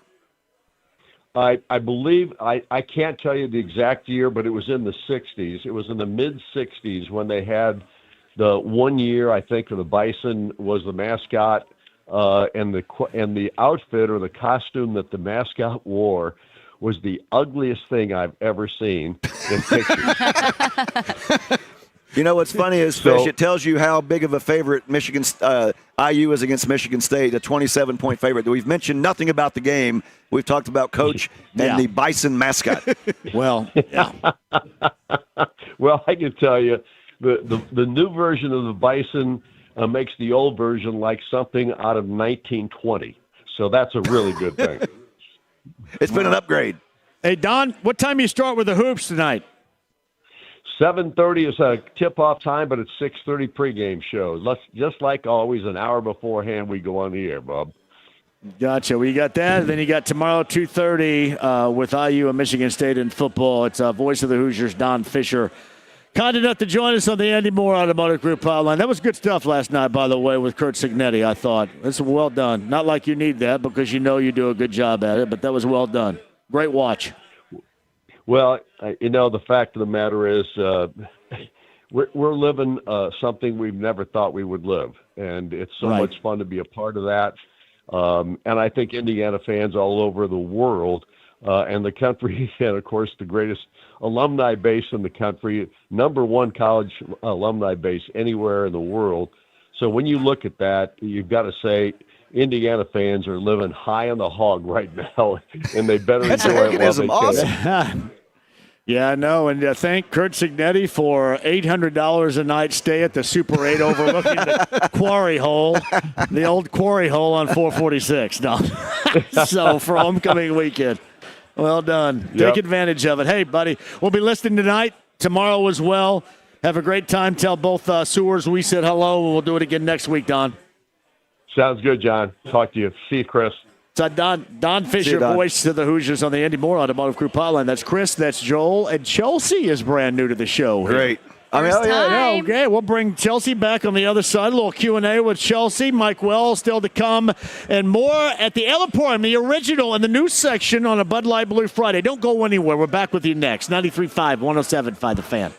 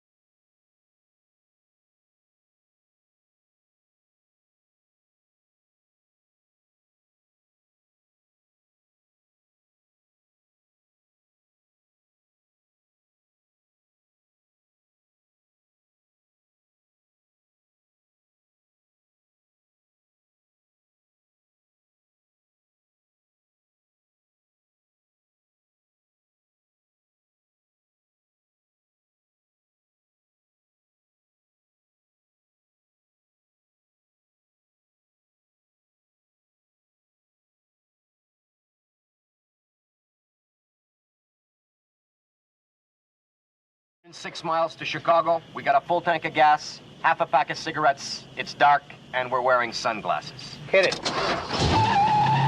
93.5 and 107.5. The Fan. Bud Light Blue Friday, Titans Colts tickets to give away. JMV Takeover tomorrow night, 6 until midnight on B105.7. But now, Emporium is what we're talking about here. The original, Castleton. Your chance to win tickets, Ice Cold Bud Light, the Hermanaki Wings. Thank you for joining us. And if you're not here on the inbound, we'd love to see you. Chris Hagan of Fox 59 is with us. Joel A. Erickson of The Star and First and Joel on Fox 59 is with us. And look at Chelsea Helms. Hi, guys. Making sure everything looks so much better. Do you still have hiccups? I'm just trying to keep the guys in line. No, I don't. Do you have hiccups? I had hiccups for 30 minutes driving here. I was Did like, you how really? am I supposed to go on this radio show? Did you hold your breath? I held my breath. I'm like, I'm going to pass out in traffic. I did everything you could You think know, of. eat peanut butter is the way to go. So, actually, I used to work at McDonald's 4 years in high school. You know what the key was? We would eat sugar packets. Oh, really? You would just down a few sugar packets. That got rid of the Beavis hiccups. does on Beavis and Butthead, too. Well, hey, have you ever been color to... me Beavis. Have you ever been to Ale Emporium? This is my first time. You've never at had the Ale Emporium. Hermanaki Wings? No. Bring some out here, then. You could do Let's Hermanaki. it. You could do the Hermakin, too. Yeah, yeah. The Hermakin is the Joel A. Erickson order. Hey, Sarah, see if they can bring some Hermanakis out. All for right, Chelsea. I guess I'll I'm get going to 'em try right some here. Hermanaki Yeah. wings. I'll get them. So Hermanaki It's a staple. wings. It's a legend in these parts. I bring this I'm up. seeing heads shaking. Yes, eat the wings. I bring this up every time. They also had something, if Todd's around, Toddanaki, which ups the spice a little bit. I can't do that. Oh, I'm interested. He in turns that. red. The Toddanakis, those are true. I will try a Toddanaki wings. If We'll have them bring the Toddanakis I've never out here, had that. too. So I get sweaty eating mild or eating spaghetti it's sauce. kind of a like- secret. I think the only time they ever make them is when I mention It's it a on hidden the air. menu So, item? yeah. Oh, It is. I'm very interested. Hidden menu. The No, Todd. Joel. The Todd. You can keep and that. All right, it'll be like an episode of Hot Ones. Now, Joel, you were at SoFi a couple weeks ago when the Colts were there. I didn't make that trip. I've been to SoFi for the Super Bowl, but not a regular season game. What can I expect media meal wise? It wasn't as good as I was expecting. Like sushi? Oh no! I don't have a great like memory of it, which is always a That's bad not good. Yeah, sign. that's telling. That's a bad sign. Houston's always good. They have good like snack food for you, but the actual food was not great. You know, the Colts this year, I've pointed out to John, they've got name brand candy up there now. Like name what? brand candy. Like peanut M&Ms, I've been Reese's stealing Pieces. a bag of Mike and Ike's early. Yeah, you got to grab. fast. Yeah, you got to go. You got to And be then up there. leave it for You got to post. box out. Somebody told me to stop eating all the cantaloupe. I've eaten all the cantaloupe up there. Well, look at you. That's me. I know. I've eaten all the cantaloupe. It is funny that when Yeah. you've done this for so long, when you start thinking about your trips, you start game planning for, well, hey, what kind of food Where are they am I going gonna to eat? Should Yeah. I eat there before I go? They're going to have good food. And it's different from city to city. And the Colts are really up their game, too, when they have the have you been up there when they have the omelet bar? The omelet bar That is good. They've got tremendous. The coffee bar now. Yeah. The worst one is where I used to work. I used to cover the Saints, and you would think New Orleans would have great press box. It's terrible. What? You should not eat it. Not like the Creole food that you would It's- expect? Nope. It's awful, and it will also make you sick. Oh, that's a bummer. That's a good combination. I didn't eat that food for 3.5 years while covering the Saints. Really? I would just eat a big breakfast and then just power through and then eat something on the way home. It's New Orleans. Were you covering the Saints when Drew Brees just beat the hell out of the Colts on a Monday night years ago? You remember that? Was that before you? The one or I was. The I one think that was remember covering 2019, December I was covering 2019. the Colts for that game. I was covering Okay, the Colts yeah, for because that I was game. down there too with Bullseye. I was so hungover. You were so drunk. It was so bad, so bad. Well, that's our late great friend DJ Indiana Jones. Yeah. I just turned 50, and they had a party at some building. Hell, I don't even know where it was. I got so hammered, I could almost not do the pregame show the next day. That was your welcome to your 50s moment there. You're like, hey. I went to a soul food place and ate a lot of carbs and kind of carved up for it, but man, I could not shake it. It's the sugar and the alcohol. Where did you go? Where did you go before? He didn't remember. I ate. It was, what's that place called? People go there for breakfast, but I ate like cheese grits like crazy. Okay. Just like a big pile of cheese grits is what they get. Nothing better for a hangover than cheese grits. Cheese Speaking grits of soul food, Country Kitchen, Yes. downtown Indy. Love it. The deviled eggs there. Yes. I dream about Chelsea, them. I love deviled eggs too. I think we dream may be about the only them. I ones. think they're called deviled, not devil eggs. I said eggs. deviled. He said devil eggs. No, I like deviled eggs. Yes. Now he says I it like right. hard-boiled eggs, too. Me too. I don't like either one of Throw those. them in the fridge. Keep them ready to go. Hey, look at that. Get That's your protein. High protein with this girl Yes, right here is what we're 120 talking grams about, a day. Hagen. Hey, speaking of high protein, Mike Wells on the other side. You guys cool with that? Oh, Jolie great. Erickson, Absolutely. Chelsea, Chris Hagen, JMV, Wenschuler Spreadability. You got 4 different varieties of original sharp cheddar bacon and cheddar jalapeno pepper. You're going to find it at your favorite Meijer location, Gordon Food Service, and make sure at JMV 1070 you send that to me when you find it as well, so we can send others for the spreadability that your snacking convenience tonight with all the sports going on this weekend. It is Win Schuler's Spreadability. Mike Wells and you at 239-1070 on the other side. AAA Membership Lounge via YouTube Live. We're waving at you right now as you guys are live with us on a Friday. The Ale Emporium on a Bud Light Blue Friday in Castleton with 93.5, 107.5 The Fan.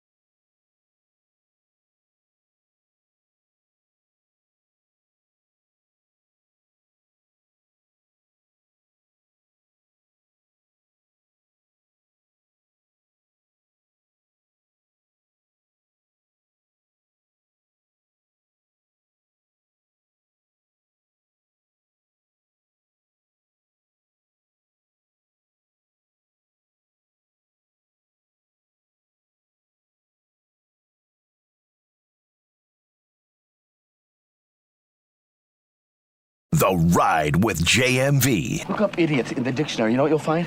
Picture me? No. The definition of the word idiot, which you f***ing are. 93.5 and 107.5. The Fan. Oh, this sounds like a band from Flint, Michigan. Mike Wells of ESPN Radio on the inbound. Andy Moore, Automotive Group Hotline.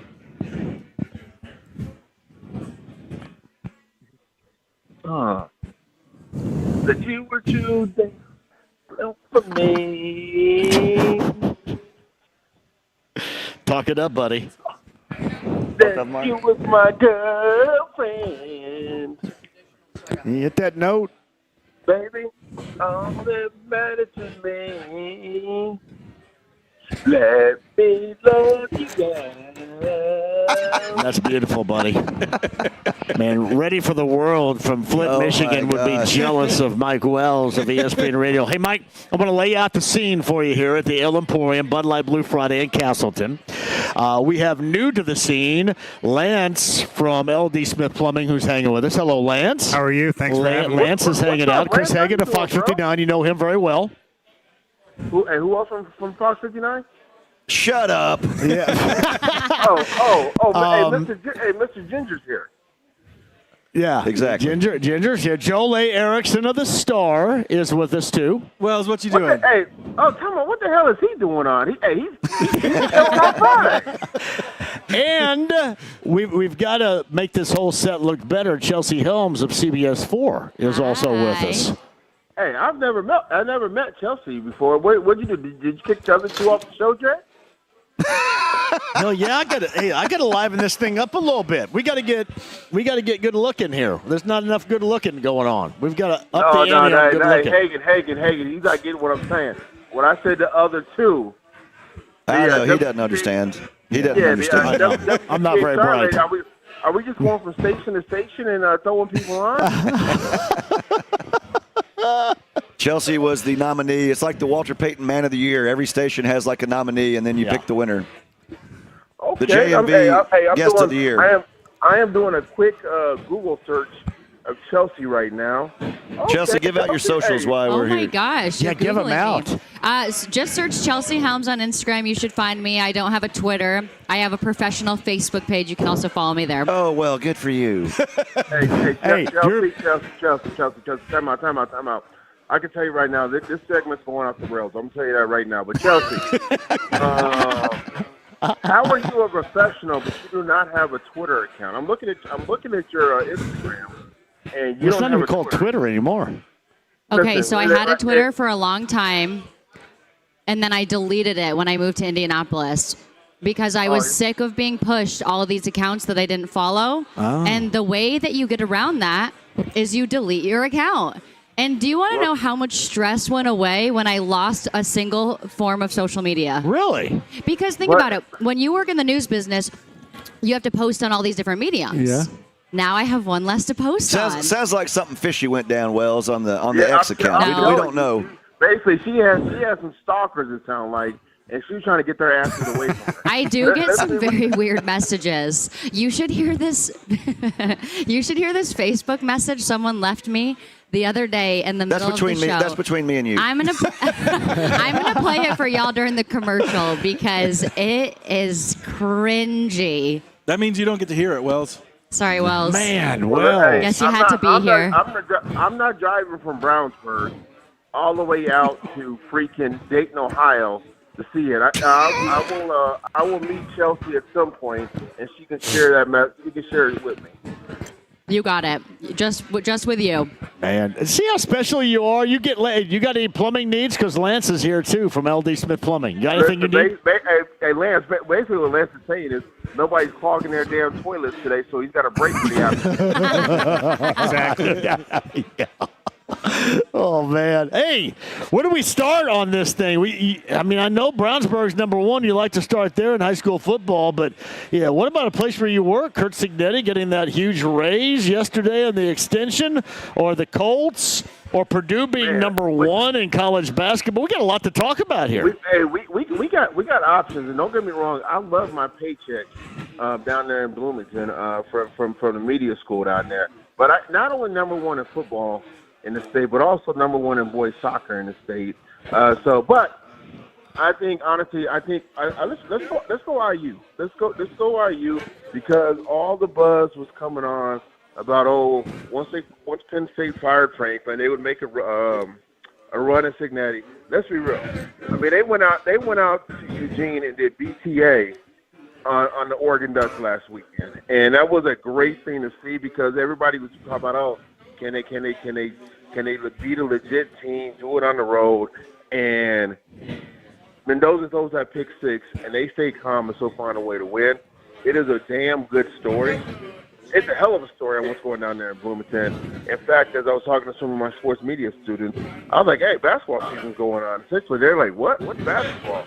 Which is unheard of. We all know this is a basketball state, but all people want to talk about down there is what's going on with one of the best college football teams in the country. You know, Wells, in 49 states, it's just football. But this is Indiana. I changed that up because you got the Colts at 5-1. You got IU cruising along. And with the expanded playoffs, I mean, I don't want to put the cart before the horse, but, I mean, IU's going to be in the playoffs again for the second straight year, and then probably this time either get a bye or at least get a home game. So, I mean, they could make a run. And I know they're new to the scene. They're not one of these traditional powers, but we might be sitting here in a couple months talking about IU unbelievably in the hunt in the Final Four or playing for a national championship. And to me, that is just mind-blowing. It is mind-blowing. If you think about the last year of Tom Allen, it was an utter disaster. In fact, outside of the Kobe success, there wasn't much success for IU football. And then to go in, get to the playoffs last year, yes, lost to Elton South Bend, but not only in position to potentially get a bye in the first round, host a damn football game in the wintertime, a college football game in the wintertime out here. It is great. In fact, I mean, we are going to put the cart before the horse, Hagan. But the fact that they're in position to run the table until they face their next tough game, which would be the Big Ten championship game against Ohio State, likely. That's mighty impressive. If I want tickets, can you help me out? That is a hot ticket that's what's wrong with people.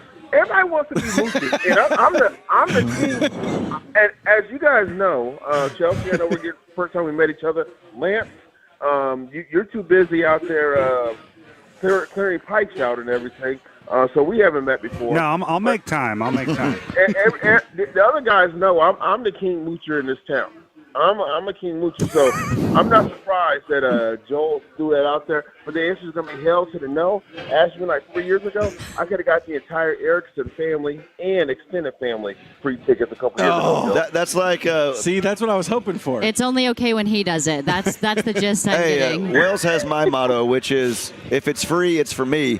But I mean, that's the way it was with the Fever. If Fever were playing at the fairgrounds, you'd call and say, what time's the game? And they'd say, what time can you be here? I mean, and now you ain't getting no Fever tickets. Right. Well, you just got to call Eddie. Oh, and look at Chelsea out here name dropping. Okay, I see you, girl. You out here dropping. Hey, you're out here dropping the king storyteller in the city of Indianapolis. There's Eddie, no bigger hype man for the Pacers, for the Fever than Eddie White. Yeah, that's true. Eddie White is the only person I know shorter than Chris Hagan who has whoa. Come on now. You went through this long without making a short joke, and you had to slide one in. I'm going to hear from Eddie White in about 5 minutes because you just said that, too. Well done, Wells. Well, you're going to get mad about that. He's going to be like, yeah, I remember the time when Dan Marino and Don Shula made fun of my height. My height. It's good to hear Wells bring up my height, too. He got the hair that's piled high too, man. That's what you had back in high school in the 90s. Oh man, hey, come on now. We know Hagen's. We know Eddie's probably got a toupee on. Let's be real now, okay? We're definitely going to hear about that now. So, Mike Wells of ESPN Radio with us. Joel, Chelsea, Chris, Lance, I'm John, the El Emporium, the original in Castleton on the Bud Light Blue Friday with Titans Colts tickets to give away. Well, we are in the new parts of the El, which is massive, by the way, the El Emporium in Castleton. They are hitting on the Hermanaki wings and everything. Do you think this Colts team's overrated, overvalued from what you've witnessed so far at 5-1? Is that fair for some in the national perspective to say? I mean, I don't know how anybody can say they're overrated. Yes, they had they let Jacoby Brissett have essentially a career day last weekend, but when it was all said and done, they won. They blew the brakes off of some bad football teams. They didn't win close games over the Dolphins. Beat them by 25 points. The horrible Las Vegas Raiders. They didn't beat them by a last-second field goal. They beat them by almost 35 points. So the Tennessee Titans will fire their coach. They beat them by 3 touchdowns. So no, you can't call them overrated when they're out there, putting their foot on the throat of teams they're supposed to do it to. That's the thing, too, is like we see in the league every week, Joel and I talk about this, there's always one game like, how did they lose to this team? How did they do this? So you can't go out there and just take something for granted. And when you do play those crap teams, you got to beat them down. And Colts leading the league in scoring, Joel, if I'm not mistaken. Yep. That's what you have to do. You have to go out there and throttle these teams. And then when you do get not against a lesser opponent, I think you're more prepared for situations like that, and you will have some close games. So you win by 1 point or 30 points, go out there and win, and nobody's done it as well as the Colts except for the Buccaneers. And could you imagine a Colts-Bucs Super Bowl, just like I had on my parlay ticket before the season started? Oh, my God. Hey, can you imagine the number of times people are going to replay that Monday night game? Back in from 2003, if that were the case. Hey, Joe, welcome to the big kids table. I'm glad you can join us. What? I know you've answered this question a million times. What the hell has impressed you most about Daniel Jones? I mean, clearly he quote wise, he doesn't care about that stuff. He just, as they like to say, he's just a football player. Why has he been so successful? And Anthony Richardson. Basically looking at 1 foot out the door already with his career with the Colts. It's the pre-snap.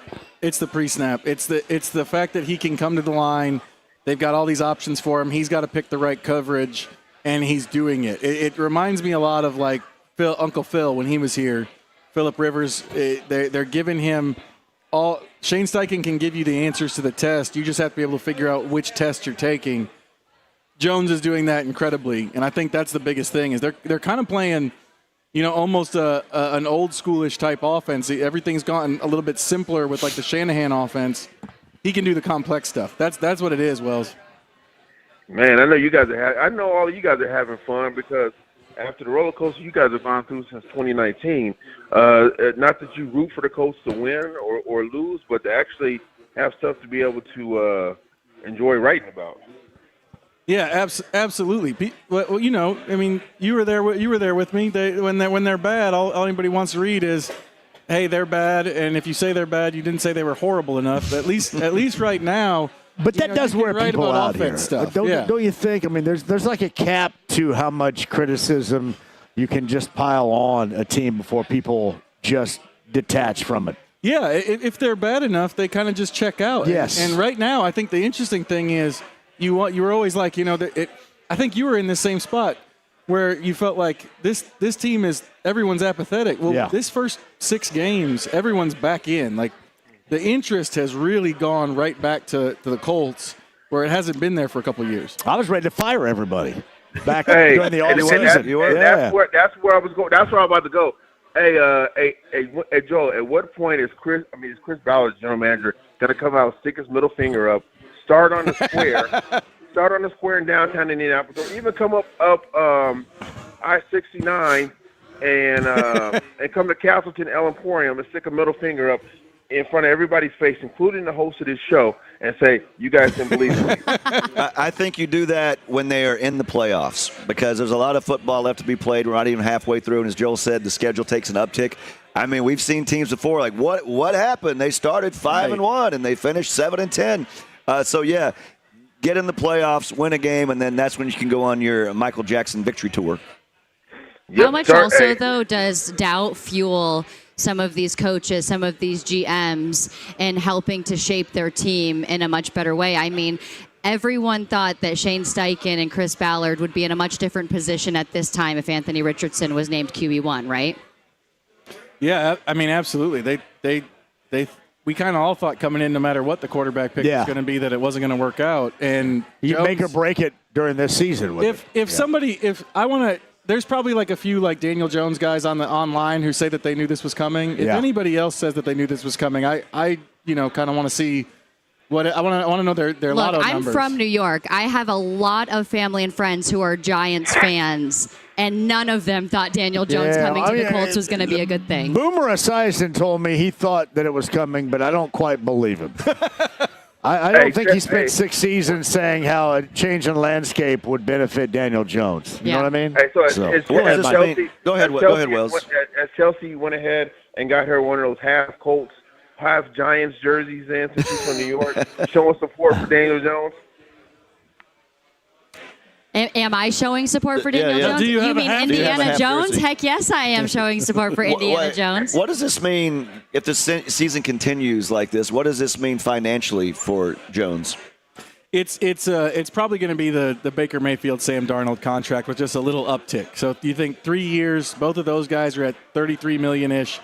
I'd say 3 years, 35. 3 years. Because what's he sitting at now? What's he sitting at now? It was a 1 year, $14 million deal. So he'll be up around. And the thing is, that sounds like it's a lot, but it's not. Comparatively, If you look at those contracts, Mayfield and Darnold are like paid like 16th, 17th most in the league. Let me ask you this, though. Daniel Jones obviously has a ton of pressure on him. It's his first year as QB1 with the Colts. He had to fight for this position. It wasn't until after training camp that he was even named QB1.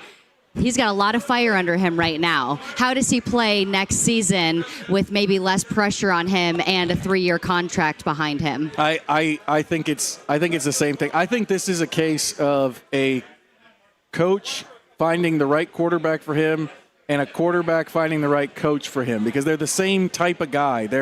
These are guys who are obsessed with finding the little tell in a defense that they have to watch tape for all week to find this one thing. I think they kind of feed off of each other in that way, and they've got like a kindred spirit to kind of go attack defenses with.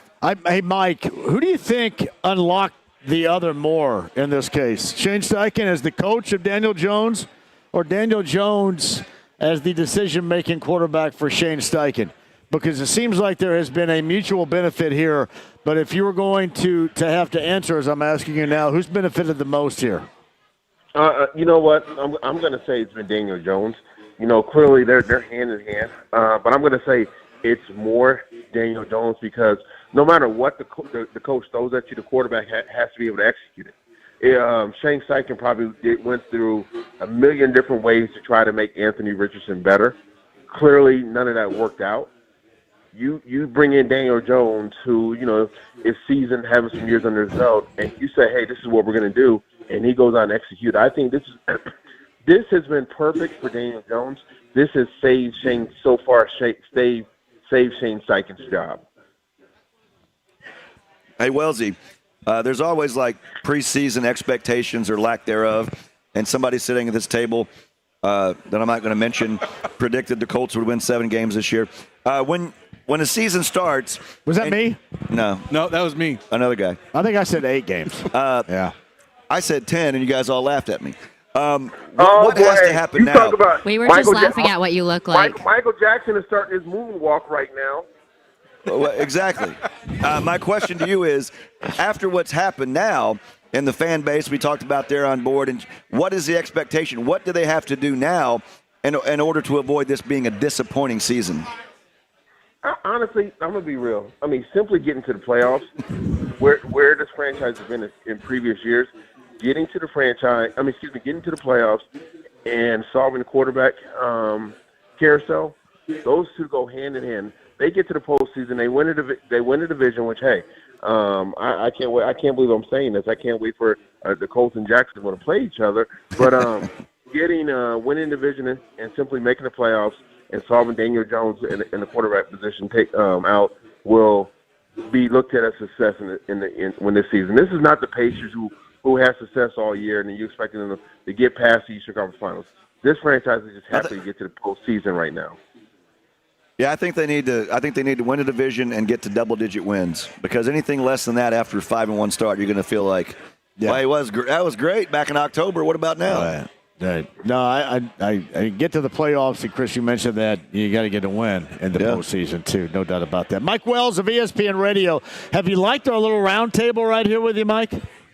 I got to tell you right now, I've enjoyed it, Lance.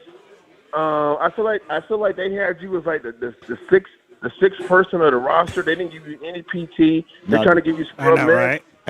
Lance, my man needs plumbing. My man's got plumbing issues. He's got some needs. He's right trying here, to work buddy. it. Let me tell you. No, he's eating the wings. I am tearing up the Lance, I do have a question. What you got? I got this. You know when the shower, that thing on the whatever you call that nozzle thing that comes out of the wall, tub spout. Yeah. The faucet?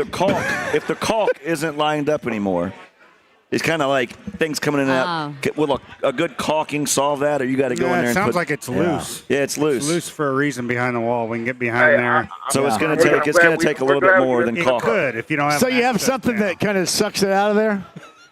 I don't know what you go to pull on it. Does it move around?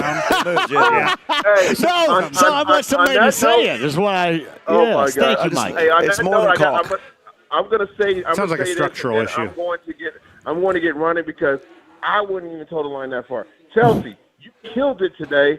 John, man, you talk about you pulled off a hell of a trade on this segment. On this Friday segment. I think we should vote Chelsea Helms over Chris Hagan. What do you say? Oh man, hey, Chelsea, I like you, but you don't have Twitter. Hagan's my guy, but I'm saying he pulled off a hell of a 2-for-1 trade on the Friday afternoon. It was a great 2-for-1 trade. Have a great weekend.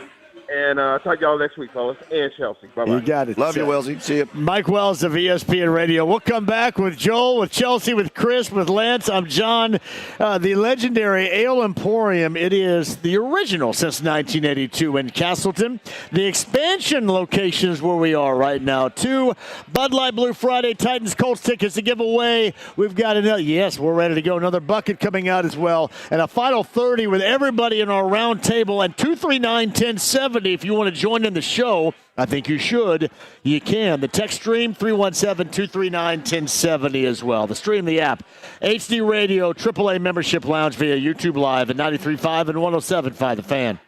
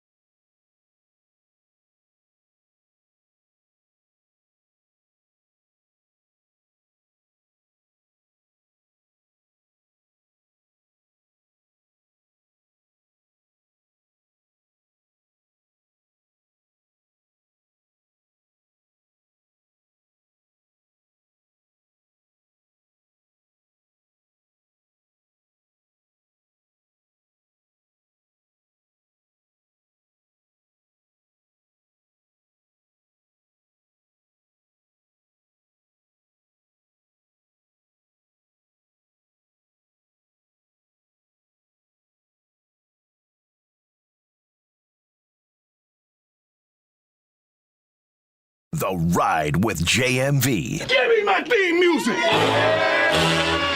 93.5 and 107.5. The Fan. Hey, welcome back, Ale Emporium. Do you have a question to ask me? Well, come on over here. Come here. Who is this? I'm not going to Mullins the other night. Braylon Mullins. For UConn? Yeah, for UConn, Greenfield Central. Yes, I know. Yeah, absolutely. Softball order. Yeah. Oh, yeah, we're keeping track of Braylon because I'm a big fan of his dad. So, yeah, thank you very much, man. Thanks for coming out. Appreciate that. We've got Titans Coal Stickers to give away. It's a little bit wild, and there's a reason why. We're at the Ale, the original in Castleton. We're in the new section. If you've not seen the expanded section, I mean, it just is absolutely incredible. And a shout-out to Scott, who put all this together. Let me tell you who we have. Joel Erickson of the Indianapolis Star. We're trying to become a bad influence on him and doing a great job of it. Joel, thank you very much. Chelsea Helms of CBS 4. First time. Is this going to be the last time or just the first time? Well, I mean, I work Fridays typically. I just happen to have today off, so it'll be the last time for a while, but I'm having so much fun. We should make this a weekly occurrence. Well, I think you should. I don't know about that. Do the show from your Ice show. cold Bud Light for Chelsea right there. Okay. You got a double fist in I here. guess I'll double fist. Double fist or go home. Chris Hagan of Fox 59 is also Hey, there. you know, Power of Love by Huey Lewis was playing, and, you know, we're coming up. This is going to blow your mind. The 40th anniversary of Back to the Future. Yeah, 40th. And in the movie, they went back in time 30 years. Yeah. And so now that movie's 40 years ago. Yeah, thanks. I'm just telling you about time, man. That makes Chris sense. Hagan with meaningless facts. Time. We appreciate him. What's the other Huey Lewis song on that soundtrack? Gotta get back in time. Well done right there, Chris Hagan. Gotta get back in time. Way better than Wells singing. Way better. Lance Smith of LD Smith Plumbing is here too. You like hanging out with us? Or Absolutely. I think I gobbled down too many wings already, though. What did you think about them? I loved the char. They had a good char to them. They're fire. Good char. Can't go wrong with the Chelsea's the expert. Were you able to get us the Tadanaki ones? It seemed like she wasn't sure about what we the Todd. were. I'm trying to find somebody that knows about the Todd. It's Todd like was super lit go. secret. We don't do that anymore. The look There's on been her some face when changes. you asked for them, she's like, She what are didn't you know. talking about? She didn't know, but it is a real thing. The Tadanakis. You know the first I've heard of the it. cooks back there. They're going to get 42 orders for that. He's going to be, Jesus, come on. Who? Well, they say every time I do a show, I'm the one that mentions it, so they get Right. orders for it. So that's it. So I wouldn't be happy if I'm back there in that Cheesy kitchen. breadsticks are one of my personal favorites. oh, is it really? Oh, yeah. They've got a great menu right here. Oh, absolutely. What do you got working over there, Lance? You just kind of joining in the fun with the show today, or what? Just hanging out. Was in the area. Thought I'd stop in. Appreciate you having me. You know, trying to do a replumb Indianapolis one house at a time. So getting there slowly but surely. Yes. We're heading to my house after this, Lance. I don't know if John is part of your appearance. Didn't know I got it, but that thing I'm that needs a little free tonight, caulk. so it sounds I good. think, Lance, We'll look at that tub spout. you're necessary inside our building downtown right now because when you What's flush going a on there? toilet on floor number 4, it sounds like the late, great Chuck Mangione playing Feel So Good. I don't think it's supposed to sound that way. I mean, I don't think it's supposed to sound that way, No, Lance. that's I not think good. I think they need. I don't they think need your people help. realize how much they take for granted plumbing until they have a problem. Oh, yeah. You go years of complacency, and then suddenly it's, you got to have it solved right away. Well, you're yeah. coming up on your busiest season. Isn't Thanksgiving usually the busiest day of the year for plumbers? It is. I don't want to hear why. I don't fact. think. Use your imagination. Yeah, all those family I think members in the house. I've been in the news business a decade. We do that story every single Tell us year. more, Never gets Chelsea. old. Please. Well, Never gets I think old. Lance can tell us more about why that is. Oh, man, garbage disposals, shoving all that food down the sink, yeah. all those family members in the house that aren't normally there, Cousin Ricky shows up. Oh, yeah, Next thing there, you know. there you go. Cousin Ricky and his dietary. Hey, Lance, can you guys come out and clear my septic tank? Absolutely, bud. I believe we've talked about. Is this at your mom's house, or are you talking about at your house? Yeah, you went down there, didn't you? That's something. I Yeah. can't believe you guys came back alive after that event. Yeah, I'm there for you. Right there. Yeah. They go all the way down to Greene County, Chris, from my mom. We did for you. We Yes, did for you. you did yeah. for me, yes. They went to Greene County from my mom. Yeah, she absolutely needs that, but I think I'm going to have some clearance on the old septic because I live out in the country, way in the country. you're not on so sewer, you're on yeah, septic. exactly. Are you amazed sometimes where you go to somebody's house and you can just tell right away, oh, this is so easy. This is this. Or do you have a lot where you're like, I have no idea what the hell's going on here? I mean, with experience, it gets easier and easier. But of course, there's still always times where you you don't know what it is. Oh, there's some things fake like it till you make it, yeah. you know? You got. I got this under control. But there's, I guess, from every once in a while you'll see something like, how did this happen? I've never seen this before. Oh, absolutely. I mean, that's why I love the service business. Service plumbing. Every job is different. What is the craziest thing you've ever found in someone's pipe? Ooh. When you've flushed out? Wait a That's minute. not disgusting. That's not disgusting. We were doing a sewer scope where we put a camera down a sewer line to kind of see if there's a problem, or just like to see what's inside it, and all of a sudden a snake came. It's on our YouTube. I think it's on our website too, and literally looked like right at the camera. Oh my What's the website? LDSmithplumbing.com. Are most of the problems just maybe bad installation, wear and tear, or maybe people don't know how to take care of stuff? How many problems are kid related? That's the real question. Oh man, a lot of loaded questions there. Central Indianapolis, North Central, and a lot of the Indy metro area has an aging infrastructure, so a lot of old problems. Right. You have some improper installation in there, and then a lot of toys. Like, why is this toilet not suddenly flushing? And it's like that. I was like, well, did you ask your kids if they put? Oh no, they didn't. There's a full-size G.I. Joe in there. Well, I was gonna say, do you ever have someone say like, "Oh my gosh, my kid flushed my watch down the toilet. Can you come and try to get it for me?" Yeah, but they rarely confess to it. So Okay, that all right. happens. We did a job, an engagement ring. I can't recall the restaurant, but it got flushed and went like 30 feet in the line under the slab, and this guy paid to have the restaurant shut down. We located it with the scope, and it was like 30 feet down the line and had to jackhammer up in the middle of the restaurant. Okay, by the time you pay to shut down the restaurant, is it not cheaper to just buy a new ring? Sentimental value. It was a very nice. Okay, so that's telling. Maybe this married guy wasn't at the bar trying to slide off the ring for a second, maybe we wouldn't have this problem. Oh, there's a backstory. See, I was going to ask if anybody ever flushed an alligator down the toilet and it came out some like super alligator, like the movie, the horror movie. I haven't Nothing? seen that one yet. No, I haven't seen. You haven't seen Alligator, Hagen? I've seen it. Alligator? Oh yeah, came out a super alligator. You ever been in some of those stalls where they flush on their own? And then you get you have a bidet experience, Yep. and there's not a bidet. You all know what I'm talking about. I always stare at the ones that flush on their own and go, "Are you going to flush anytime I've always soon, or I thought got to do this?" like the worst case scenario where you stand up and your phone falls in that toilet, and you know if you move, it's gonna. So you're trying to. I think that'd be a good. Has that happened to you? That'd be a good short. That'd be a good short film, I think. It'd be a thriller. All right, 239-1070. Mike in Brooklyn, New York, is thrilled with our plumbing talk right now with Lance and LD Smith Plumbing. Mike, join in. You got a plumbing conversation you want to join in on here? No, not plumbing. More along the lines of Colts. I'm kind of getting anxious about this game here. This is like a fork in the road. Okay, here. well, tell us why. That's okay. You can get us back to a little Colts conversation right here. Mike, go ahead. Yeah, well, I think great minds think alike, JMV, because I'm with you. I think we're going to have to rely even more so on JT this week to be No the doubt. difference in this game. And on defense, definitely, for going into the middle of his second year, it's time for Latu to finally step up and be something that we expected him to be. All I've heard since the day he was drafted was he's got the full repertoire, he's the most natural pass rusher, and we're making semantics about how he's got great pressure rates and everything. You got to take over the game. This is a game that he needs to wreck. If he's ever going to do it, this is the time to start.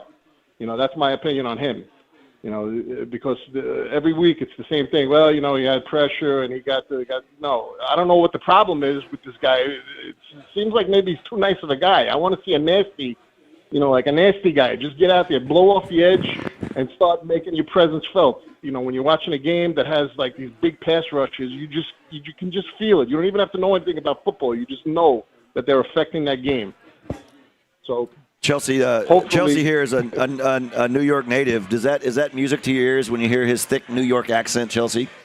Well, I mean, New York has like 300 accents. He's got There's a not pretty good one one. He's accent talking that's about like that's New York. Hey, Mike, Chelsea's from Canada. That's I don't know true. what we're talking about here. She ain't really from New York. Upstate New She's York. up there. Oh, I got you. He does have Upstate a New true York. He does have like the city New York. You said you're from Brooklyn, is that right? Yeah. Yeah, I'm So from a little Brooklyn, New town York, called Brooklyn Malone, born. New York. 10 minutes to the Malone? Canadian border. Did you hear the disdain? He said, "Oh yeah, upstate New York, yeah." Well, because where he lives, they think They call upstate that New York Vermont is in Brooklyn. Westchester. Yeah, they call that Vermont in Brooklyn. Yes. Yeah. I mean, they drive 45 minutes north of the city, and they think they're in upstate New York, which I would thoroughly disagree with. She's right. All right. Hey, Mike, right. in closing here, we got Joel Erickson here. Your most obvious Colts question you have going into this weekend where Joel's going to be along with Chris in Southern California. What do you got for him? Oh yeah, Joel. I listen to him. He's like a rock star to me. For a Colts fan like me, I listen to him every week. Seriously. Love it. Him, Mike Chappell. That's the first all time those I've guys. ever been So he's the one. We knew somebody was out there. Yeah, definitely. So the elephant in the room question is, you kind of touched on it. Is I don't trust. Are we going to trust A.B. Mitchell for any kind of a expanded role here? Because I subscribe to the Bill Parcells theory on these players. Dumb players do dumb things, and if you keep putting them out there, they're going to keep on doing dumb things. I don't think it's going to be expanded beyond what he was doing early in the season when Pierce was healthy. I think it's going to be probably more like that, where it's like, I think it was like 15 and then 7 snaps in the first 2 games, and he's just kind of playing a very specific role. That's what I think. That's what I think they're going to do. Yeah, probably. Yeah, and they put him in the Raiders. In the Raiders game, he's supposed to go be this redemption. And you put him in for 3 snaps, and he already ran the wrong route or whatever. The miscommunication. Oh, actually, he did not run the wrong route. That was an error of the quarterback variety. Okay. So there you go. That's my understanding. That's my understanding. Well, I trust you. You would know because you're there. So that's and that's it. And also, as far as Zaire Franklin, that would apply too. Dumb players do dumb things, and it goes for on the field and off the field. Yep. When you're the captain of the team, don't get mixed up with that stuff, that he's talking about right now. Mike in Brooklyn. Hey, Mike, we'll get your recap on Monday. Thanks, brother. Have a great weekend. Enjoy the game. All right, bud. Thank you. Have a great weekend, everybody. By the way, Joel, we'll come back on this on the other side of our final segment. I'm getting ripped by my take on Zaire Franklin to zip it. But that's something the Colts would like to see him do as well. Is that not correct? Right. That's what I've heard, at least. I mean, no team really wants distractions like that type of thing. Yeah. Especially with teams that are coming up on the schedule like this. So that's all that we're saying here. All right, Joel, Chelsea, Chris, Lance, John, we'll come back for a final time. Ale Emporium, Bud Light Blue Friday. We're in Castleton. We would love to see you here. We're going to hang for a little bit, too. The Ice Cold Bud Lights, the Hermanakis, and more. We'll come back for a final time coming up next. 93.5, 107.5 The Fan.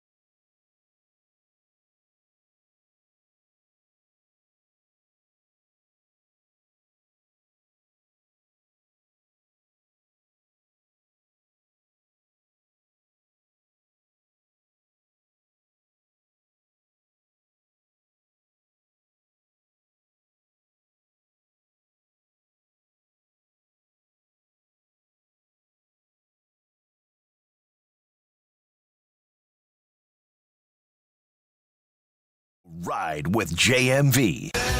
Are you kidding? 93.5 and 107.5. The Fan.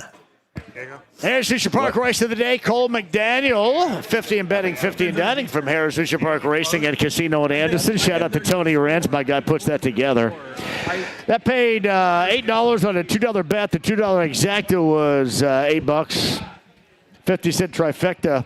$37.95. Harris Lucia Park Race of the Day, Tuesday through Friday.